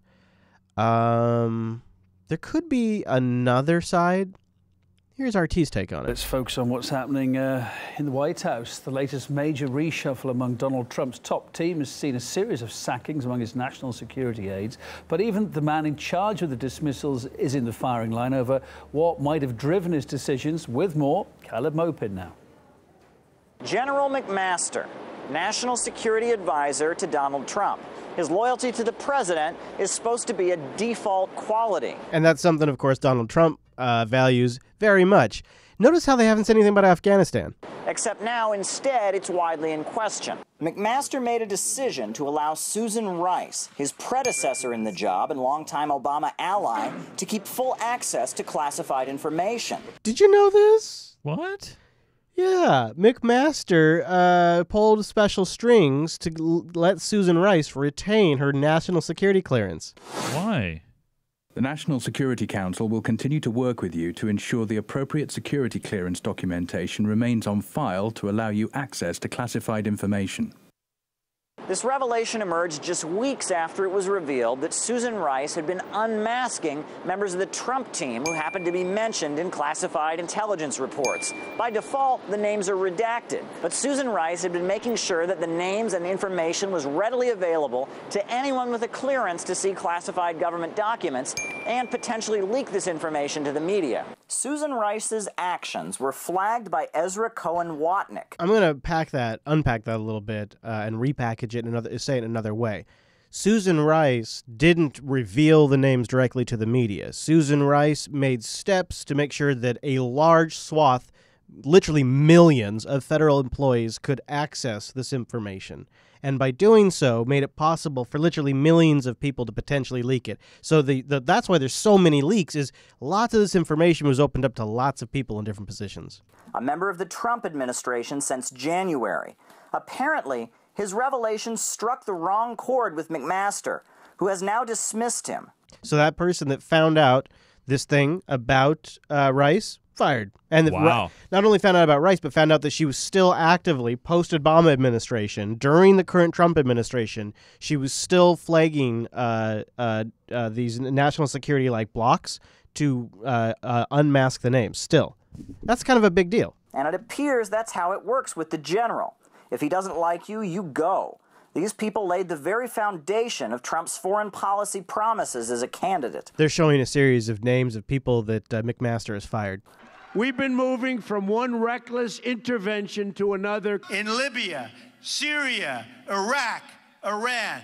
So basically, a lot of the reports say a lot of people that wrote some of those talking points in the campaign that now work for Trump no longer work for Trump, that McMaster fired them. And now, so it's interesting when you look at that Fox report that says that McMaster and the White House are on the ropes. Could be because of that Susan Rice stuff. Oh, yeah. I'm not sure. All right, so you ready to switch to the big topic of the week? It's the one that everybody's talking about. It's North Korea. Yep. It's the one that's got everybody's attention right now. Down in California, they're running drills. Did you know this? No. So, yeah, some of the schools are running drills in case North Korea's missiles come raining down. It's a big story right now in the States, and this clip will help frame it up a little bit. All-out war with North Korea. A real possibility being put forth tonight by a key member of the Senate Armed Services Committee. Republican Senator Lindsey Graham told NBC's Today Show President Trump told him there will be war with North Korea if Kim Jong-un's regime continues on its path of threatening America with its missile program. Graham says Trump discussed the possible casualties with him. If there's going to be a war to stop him, it will be over there. If thousands die, they're going to die over there. They're not going to die here. And he's told me that to my face. Let's stop there. So I just want to sort of give you an idea of what the stakes are here. This is getting the level here is getting pretty amped up. But let's go back in time and sort of build context for you, including a couple. We're going to take a couple trips down memory lane to really flesh out the context. And we're going to start with a couple of weeks ago. Last month, there was one of their quote-unquote most successful test launches yet, which actually turned out to be in the flight path of a jet. Turns out North Korea's missile launch last Friday night was a potential risk to commercial jetliners. The missile landed in the Sea of Japan, close to where an Air France plane from Tokyo to Paris had flown just minutes earlier. Oops. Today, Secretary of State Rex Tillerson. That's a, whew. So let's rewind the clock a little bit. So North Korea has sort of been a boogeyman in the headlines for quite a while. they get a lot of they make a lot of noise from time to time, and it's just something that goes back nearly 30 years. And recently, one of the newer spins on this has been it's not just their missile program, it's also their cyber activity. They have been really active in cyber attacks. They have been. They did the Sony attack from several years ago. Oh, that really that kind of triggers me, Chase. You know that grinds my gears. I know it does. There have been attacks in South Korea that are attributed to the North Koreans. Those are also that attack is also such a crap, bogus.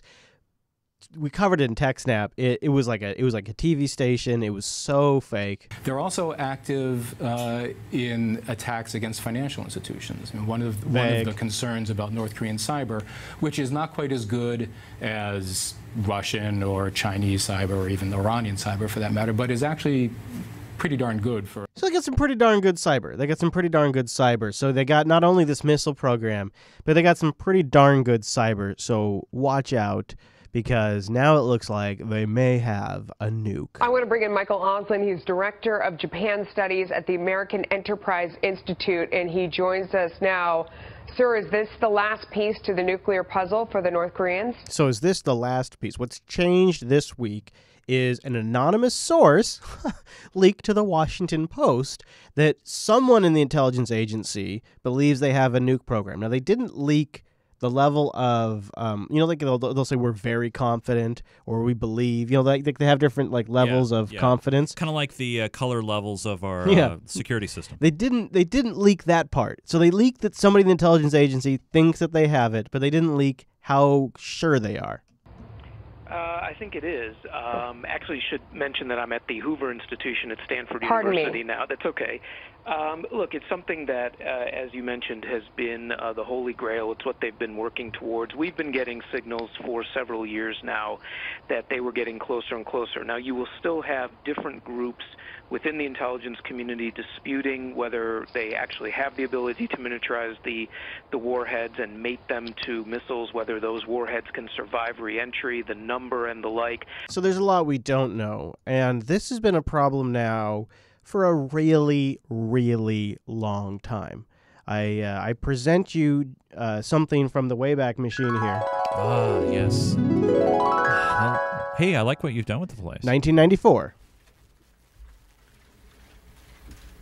President Bill Today, Clinton. I want to announce an important step forward in the situation in North Korea. This is during his first term. This afternoon, we have received formal confirmation from North Korea that it will freeze the major elements of its nuclear program, while a new round of talks between our nations proceeds.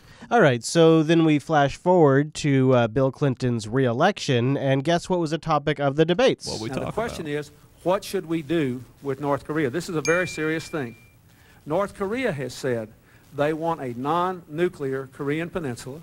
So, of course, this was a topic even in 1999 when future President Donald Trump in 1999 jumped in on it. We heard Donald Trump today. Let's listen to him back in 1999. Watch this. Thanks. First, I'd negotiate. I would negotiate like crazy, and I'd make sure that we tried to get the best deal possible. The biggest problem this world has is nuclear proliferation. And we have a country out there, North Korea, which is sort of wacko, which is not a bunch of dummies, and they are going out and they are developing nuclear weapons. So this is 99, where Trump was apparently tapped in and tuned in to that. He actually sounds a little, logical there. Yeah. That's weird to me. I'm sorry. So while there is a lot of talk right now about what could happen next, at various points in history, I hope I'm making this point. I could have gone back to Obama too. This has been a huge story. This exact situation has happened, but there is something new now. There are situations that are different besides just Trump, but we'll get there. We will get there. A newness, if you will. There is a newness to this situation, Mr. Nunes, and it begins with actions on both sides. So let's start with our side and the new sanctions. North Koreans lining up to watch state-owned TV, threatening the U.S. with a thousands-fold revenge for what they call villainous UN sanctions. So we got these new UN sanctions, and the big deal about these villainous UN sanctions isn't so much what they do, because they could do a lot more. It's more about who they do it with. And that's the really big deal, because your good buddy, my friend, Vlad, he signed on to the new sanctions, but even more importantly, China signed on to the sanctions. Yeah. And that's a really big deal, because China has an important role in this. Haley has spoken about why it's so important that China gets on board with efforts like this. China is North Korea's most significant ally. 90% of North Korea's trade is credited to China. And the question now moving forward on this is whether China will follow through and actually implement these sanctions. A senior State Department official says that the list of things that China could be doing is still much larger than the list of things China has done on this front to confront North Korea. So this is all part of what the Secretary of State is doing in Southeast Asia right now, trying to get U.S. allies and U.S. adversaries to come on board and really cut North Korea off from to isolate them, to punish them. And I think there's a calculus happening. I think the calculus is that they are actually not crazy, that they're not actually the lunatics that they're portrayed in the media. And I think that there is a two-pronged diplomatic message being sent. And the first prong, the tip of that spear, is the Donald. North Korea best not make any more threats to the United States. They will be met with fire and fury. You notice this is his speech cadence, not his random blabbing cadence. This is Donald Trump has a prompter cadence, which this one is, and he has his rambling cadence, which is the ones we heard in the leaks. What I want to know is, why is it that Trump, the whole fire and fury thing, is very similar to what Harry Truman said, President Truman? Because I think he's trying to send a message, I guess. Yeah, but I mean, is he trying to mirror Truman here? I mean, his words, I mean, they're almost too exact. I don't think he wrote them. So watch. Now, the rest of the speech, he starts looking down at a piece of paper. All right. Like the world has never seen. Right there. Boom. He starts looking down. He starts reading. From this moment on, he's essentially checking his notes as he goes. This reporter, they knew was going to, this reporter was probably, hey, ask this. He's reading, still reading. Been very threatening, beyond a normal statement. Now, there's a moment in here I believe is improv, and I think he has a tell. And as I said, they will be met with fire. So now he's reread the notes, and he's repeating it. So this isn't improv. He's just making sure he's got it all, so he's rereading it like a good little boy, like he's been told to. And as I said, they will be met with fire, fury, and frankly... Right there. That's the improv. This is where Donald Trump's like, I'm the boss. I can say what I want. I add my own thing. This is where he's like, this is where Donald Trump says... He adds his own little line. I'm still the decider. I put a little flair in there. It's the same message the boys wanted me to pass along, but I added my own flair. So when he says, and frankly, that's him switching from script to improv. Met with fire, fury, and frankly power, the likes of which this world has never seen before. Now, he said that before, but people really freaked out when he said that. And North Korea had a pretty strong response to Trump's attitude and the sanctions. As expected, more rhetoric from North Korea a short time ago. The state-run news agency KCNA issuing a statement saying that North Korea's military is, quote, examining the operational plans to strike around Guam with medium to long-range ballistic missiles. Ooh, we're going to get you. I mean, it's pretty specific. They went on their state television and said, we're making plans right now to strike Guam. And that's amazing. And you bet the nuke hype went into 11. Of course, it's not just Washington and Seoul on high alert. North America's west coast could theoretically be within striking range.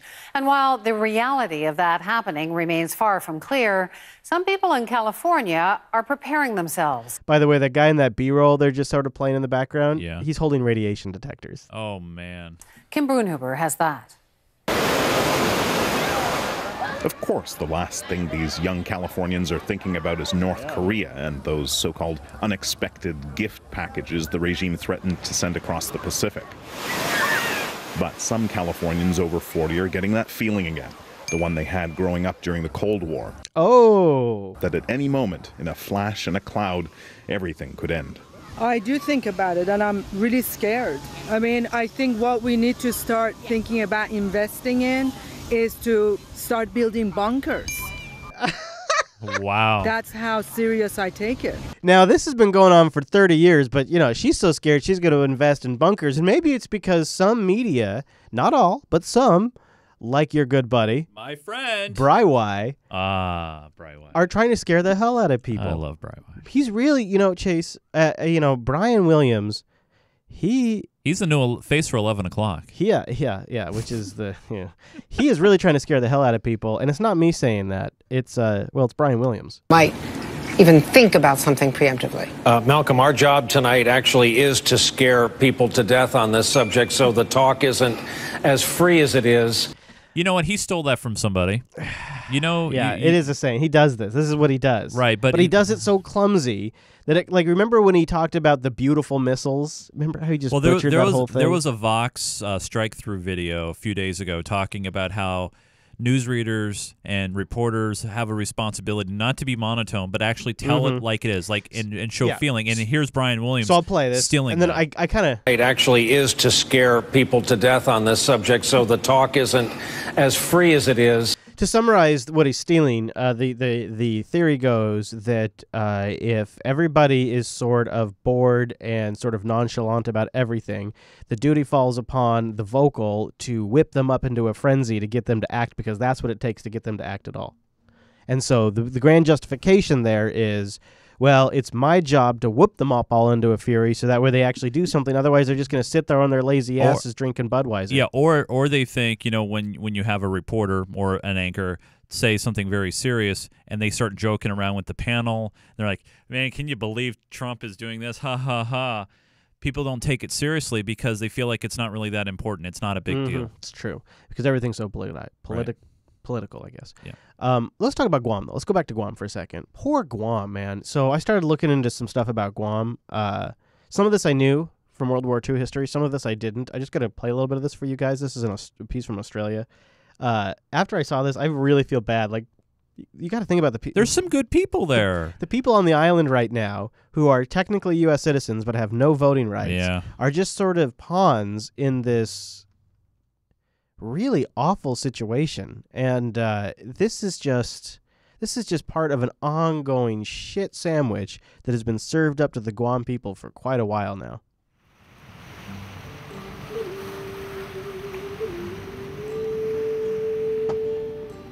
For generations, the people of Guam have felt the impact of outside military might. Since the 17th century, this small Pacific island has been captured by the Spanish, the Americans, and the Japanese. It was retaken by the US at the end of the Second World War and remains a US territory.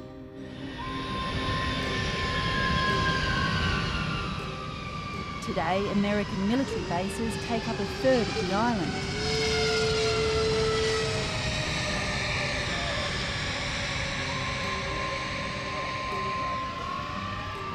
Now the people of Guam are again bracing for a massive military intrusion.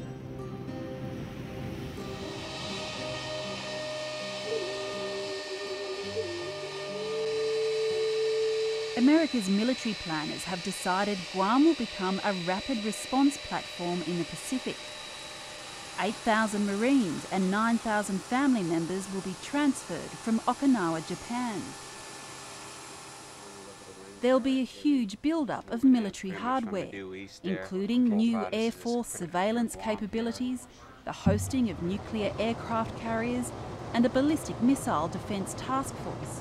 Now you can kind of get an idea of why maybe North Korea would be targeting Guam. By the way, you know, it's kind of interesting why Australia, you got this report from Australia, Guam. By the way, that was from 2008. Yeah, Guam is one of the, I think it's like one of the top tourist destinations for Australians just because they can go they can go to Guam, shop, do the outlet thing, and they go back home. So it's a very highly big vacation spot for most of those people in the South Pacific. So here's a bit about North Korea going after Guam. This is a clip from their state television. The KPA Strategic Force is carefully examining the operational plan for making an enveloping fire at the areas around Guam with medium to long-range strategic ballistic rocket Hwasong-12. This is to contain the major U.S. military bases on Guam, including the Anderson Air Force Base, from which the U.S. strategic bombers, which irritate the DPRK and threaten and blackmail it through their frequent visits to the sky above South Korea. They do run intensive military training drills. The U.S. Air Force says 2 of its B-1B bombers took off from Guam on Tuesday and joined Japanese and South Korean fighter jets for a mission flying over the Korean peninsula.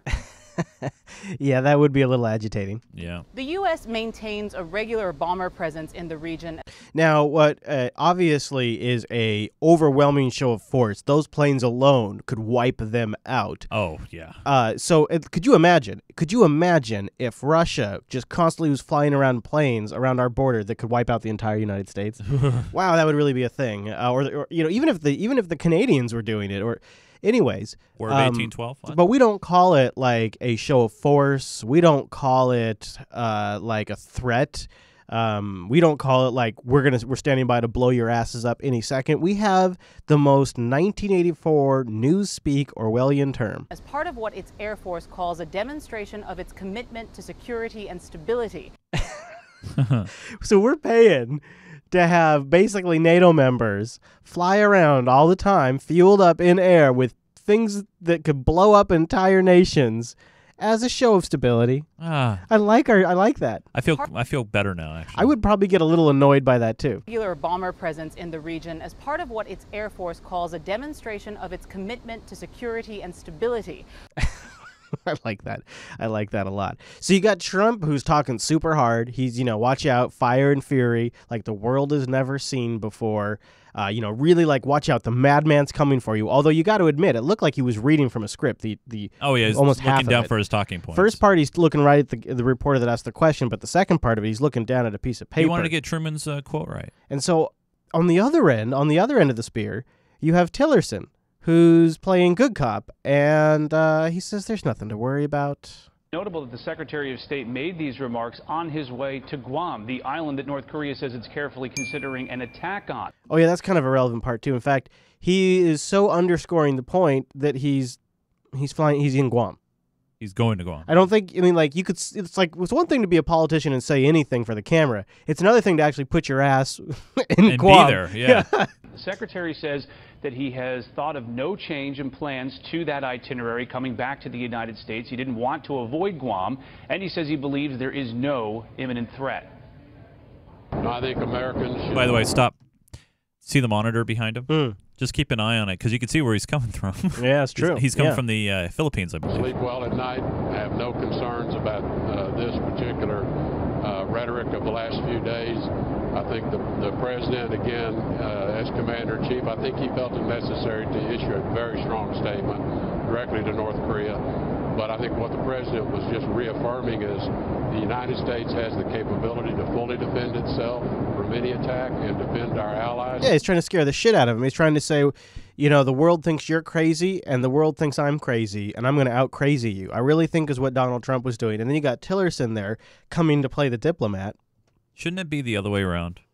I mean, shouldn't we have a president that's kind of calming the American people down, saying that this is not a huge threat? Picture it for a moment, though. So imagine for a moment if what happened is somebody from the intelligence agency that's inside of Kim Jong's head says, crap. I got to say something. He said, okay. I don't want to forget this. President Trump, Rex Tillerson, they believe the intelligence that North Korea has a nuclear weapon, right? They believe that intelligence, but they don't believe the other intelligence. You can't believe one section of intelligence and then call out your intelligence agency. Well, I suppose I could see it, but so you got to figure like one set of intelligence is coming from the guys that they've put in, and another set of intelligence is coming from the guys Obama put in. Fair enough. Okay. So I think I back down. But I think probably what's got to be here is like they got to be playing into the perception around Trump, especially around North Korea's perception of Trump. That could be what's happening, or it could be he improv'd. either way, Tillerson's going to be hanging out in Guam. And I think people that are running the show know that this has been going on for like 30 years. And the tone has changed, but I could be wrong, but my gut tells me that they do this every time a new administration comes in. You know what? I kind of vaguely remember this happening when Obama took Yeah, office, and it did happen to Bush, Clinton. Yep. And yeah, it's happened.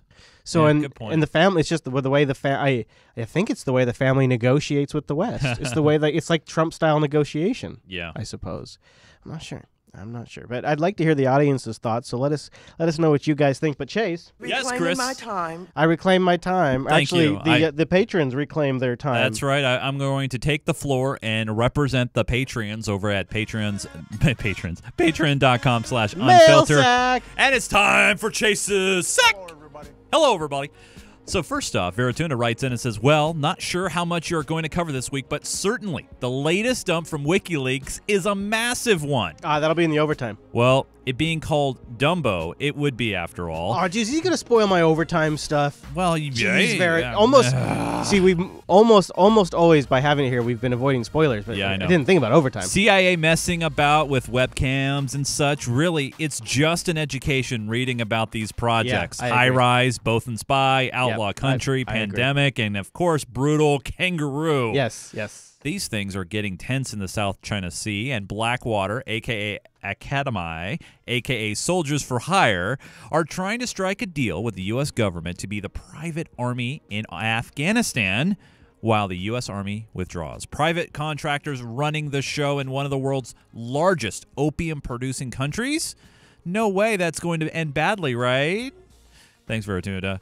Robert writes in and says, hey, it wasn't until you guys were out a few weeks ago that I realized how much I look forward to this show. Oh, thank you. Nothing better than cracking open a bottle of Rock Creek pineapple-flavored soda to go with some of the legal to own but not legal to buy because what you expect, it's DC cannabis, watching you guys pants the news. I will point out that despite the establishment media suggesting that the existence of a deep state as some Trump right-wing delusion, The Nation had a cover story interview with Snowden in fall of 2014, and he said, quote, there's definitely a deep state. Trust me, I've been there. There is also a really great multi-piece PBS documentary, I believe it's PBS, where they figure out like some of the buildings and stuff like that. It's fascinating. Yeah. The Nation is far from an establishment publication, but when the non-establishment left and right have the same points, there's probably something there.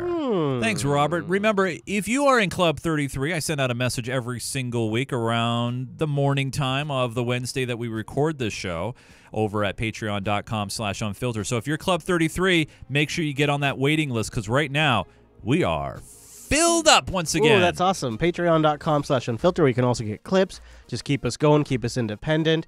We only picked up 2 supporters. We're in like this summer slowdown right now, and we could really use the support.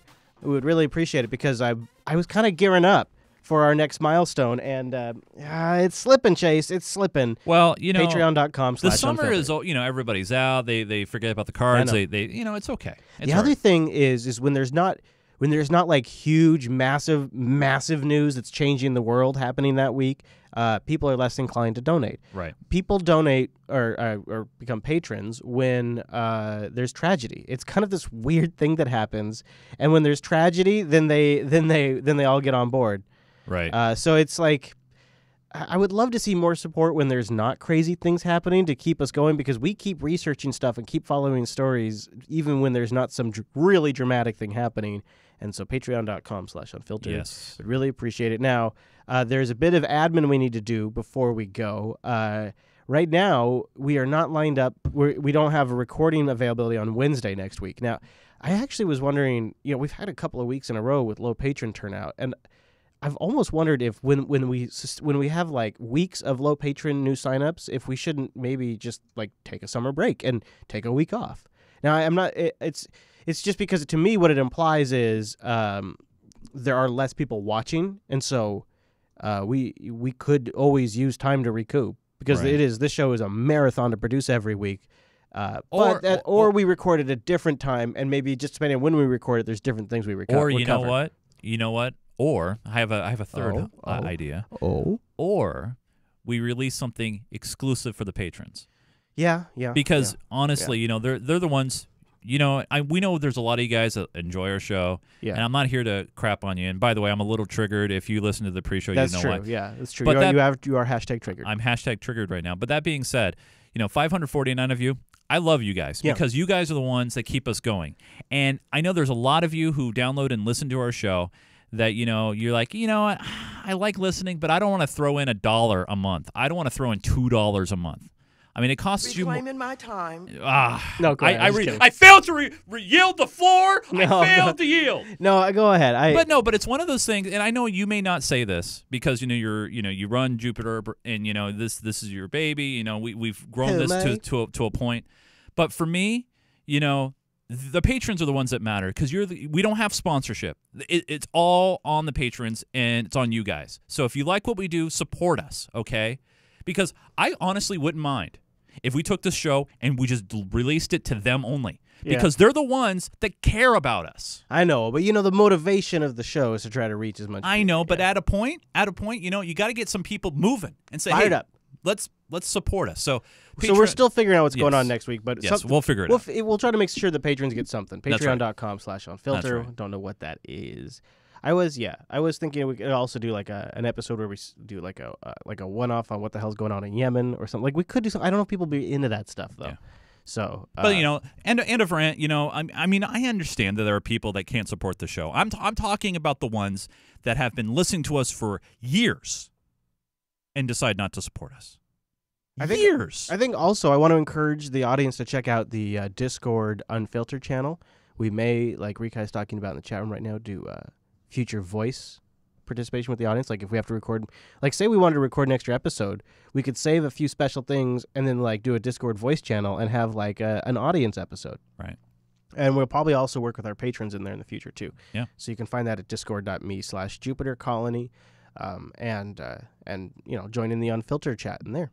All right, Mr. Chase, are you ready for the high notes, sir? I'm ready to relax. Yes. Let's reset. Hopefully we'll calm you down from that rough commute you had. And I'm triggered. There's one of my favorite things to talk about with people that are not totally familiar with some of the medicinal benefits of cannabis is the medicinal benefits of CBD oil. Yes. And especially for kids. This is where our first story takes us. She knows how to do it. She doesn't need your help. Jump. In many ways, Cadence Mullinax is like any other 7-year-old girl who loves t-ball and cell phone video games. You can be still. But there is a part of her life her parents wish they could change for her sake. I don't know that she's ever had a time where she's been completely seizure-free. She has a genetic disorder called tuberous sclerosis, or TS, which causes seizures nearly every single day. These kid stories are so great because they there's like this chemical that got turned on in my brain or something that literally it's like a 1 to a 0 or a 0 to a 1, on to off, before parent, post parent. Now every time I'm a parent, when I see these stories, I'm like, oh, what if that was my kid? What would I do for my kid? Would I give my kid pot? Like, it's like this weird psychological thing that happens once you become a parent. And so all these stories, like, you're like, oh, man, I could only imagine if my kid was having seizures. I will say this. I wouldn't say every, because I know no one always and never nevers. But that's deep, dude. It's very deep. However, if you have children and your kid was dying, or even suffering. Right, or suffering, and let's say the only thing like that could help them is like crack cocaine. Wow.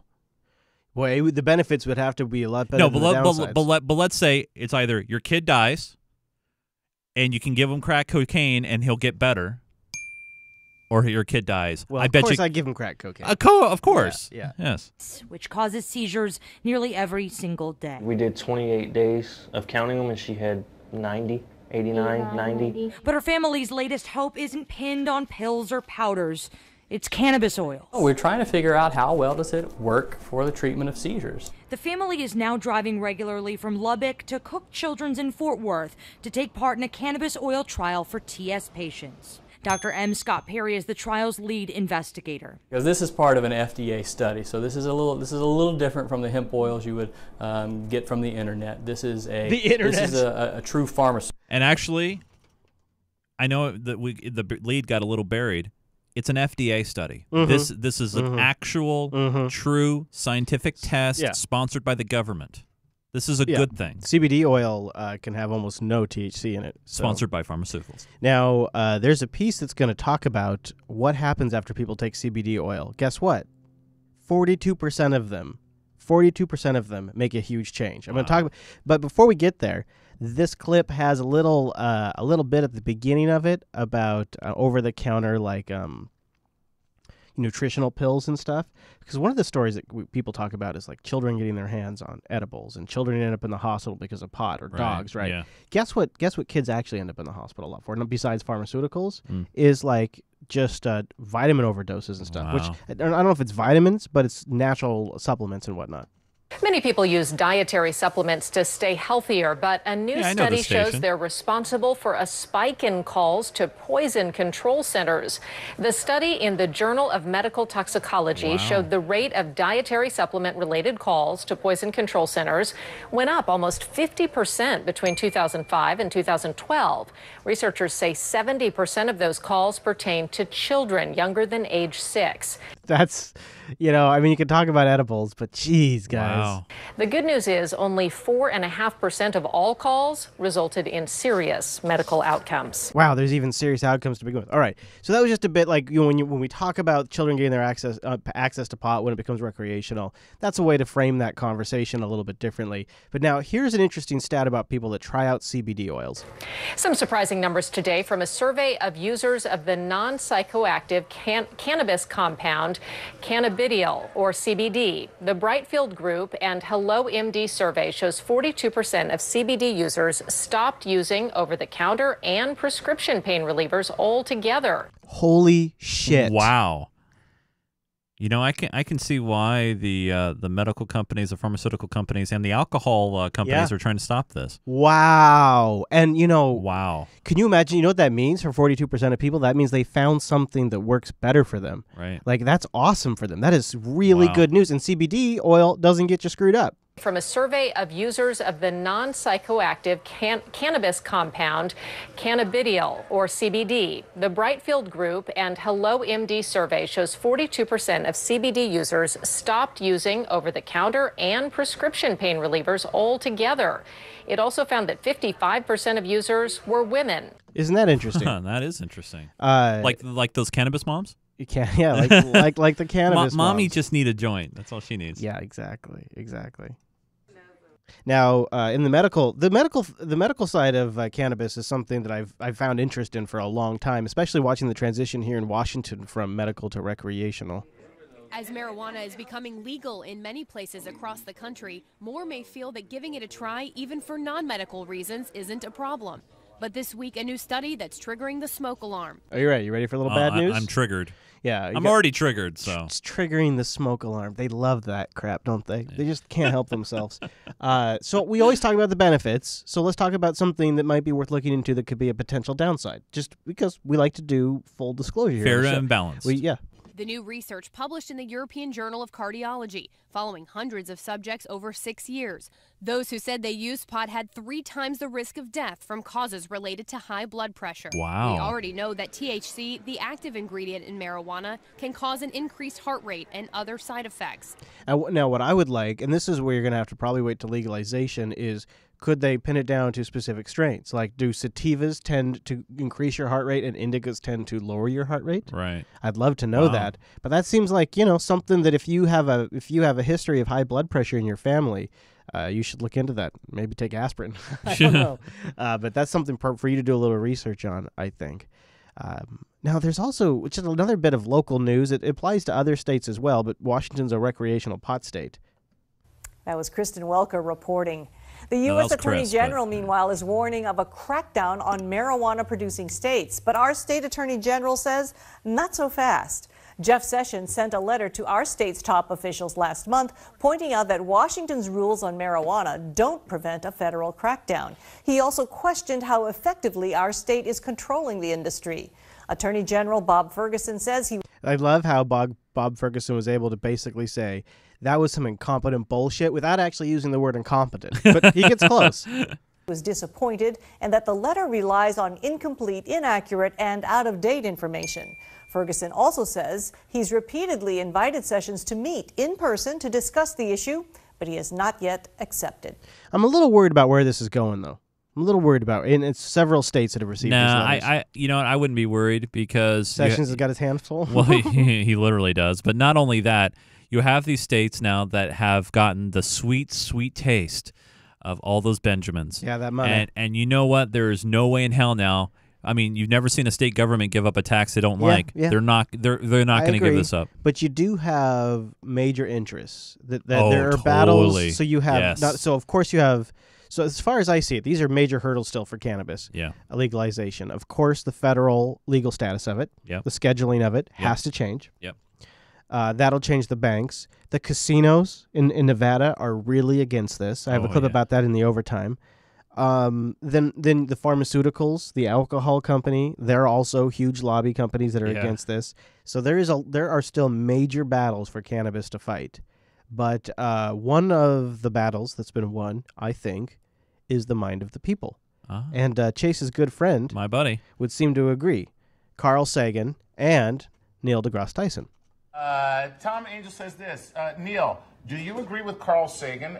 This, by the way, was this week on Star Talk. And most U.S. voters? Yes, next. Enough said. Carl Sagan, yes. Anything Carl Sagan, Okay, yes. Tom, there's your answer, Tom.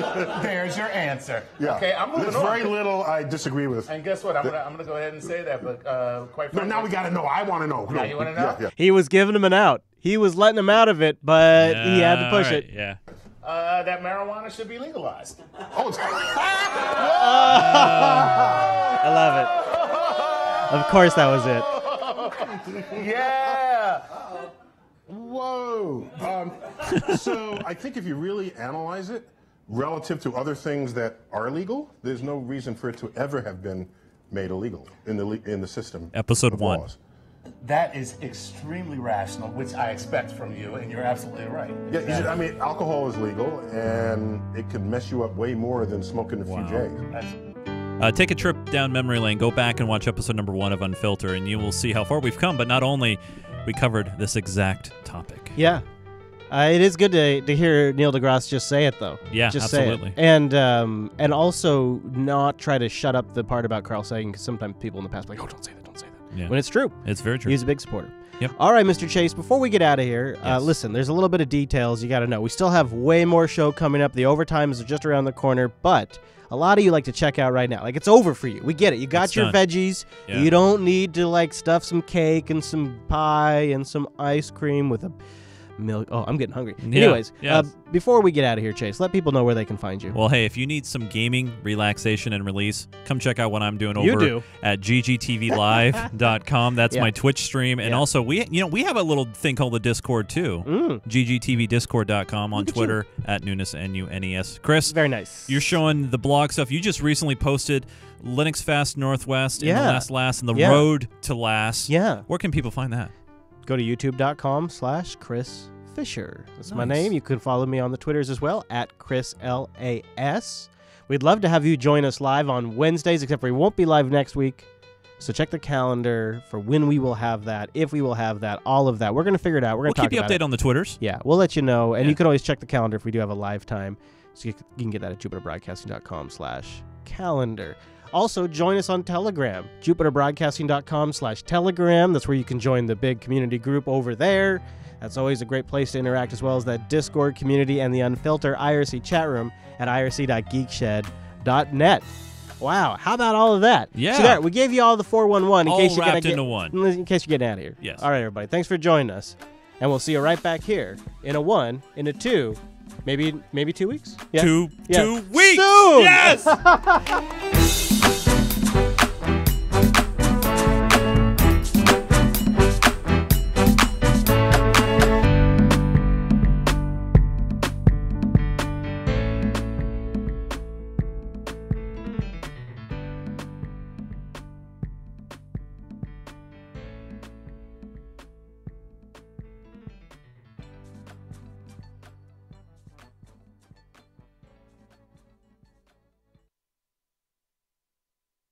Okay.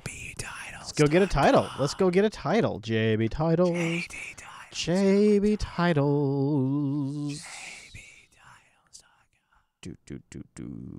People are gonna not like our commentary about the Patreon stuff. JB titles. I wasn't trying to say like if we don't get patrons, we're not good doing a show. But I'm like, it's the summertime and we could use some downtime. And if the patrons, it's not the patrons' fault, and that's where it's the people who don't support. That's where we need to direct, because the people that are supporting us.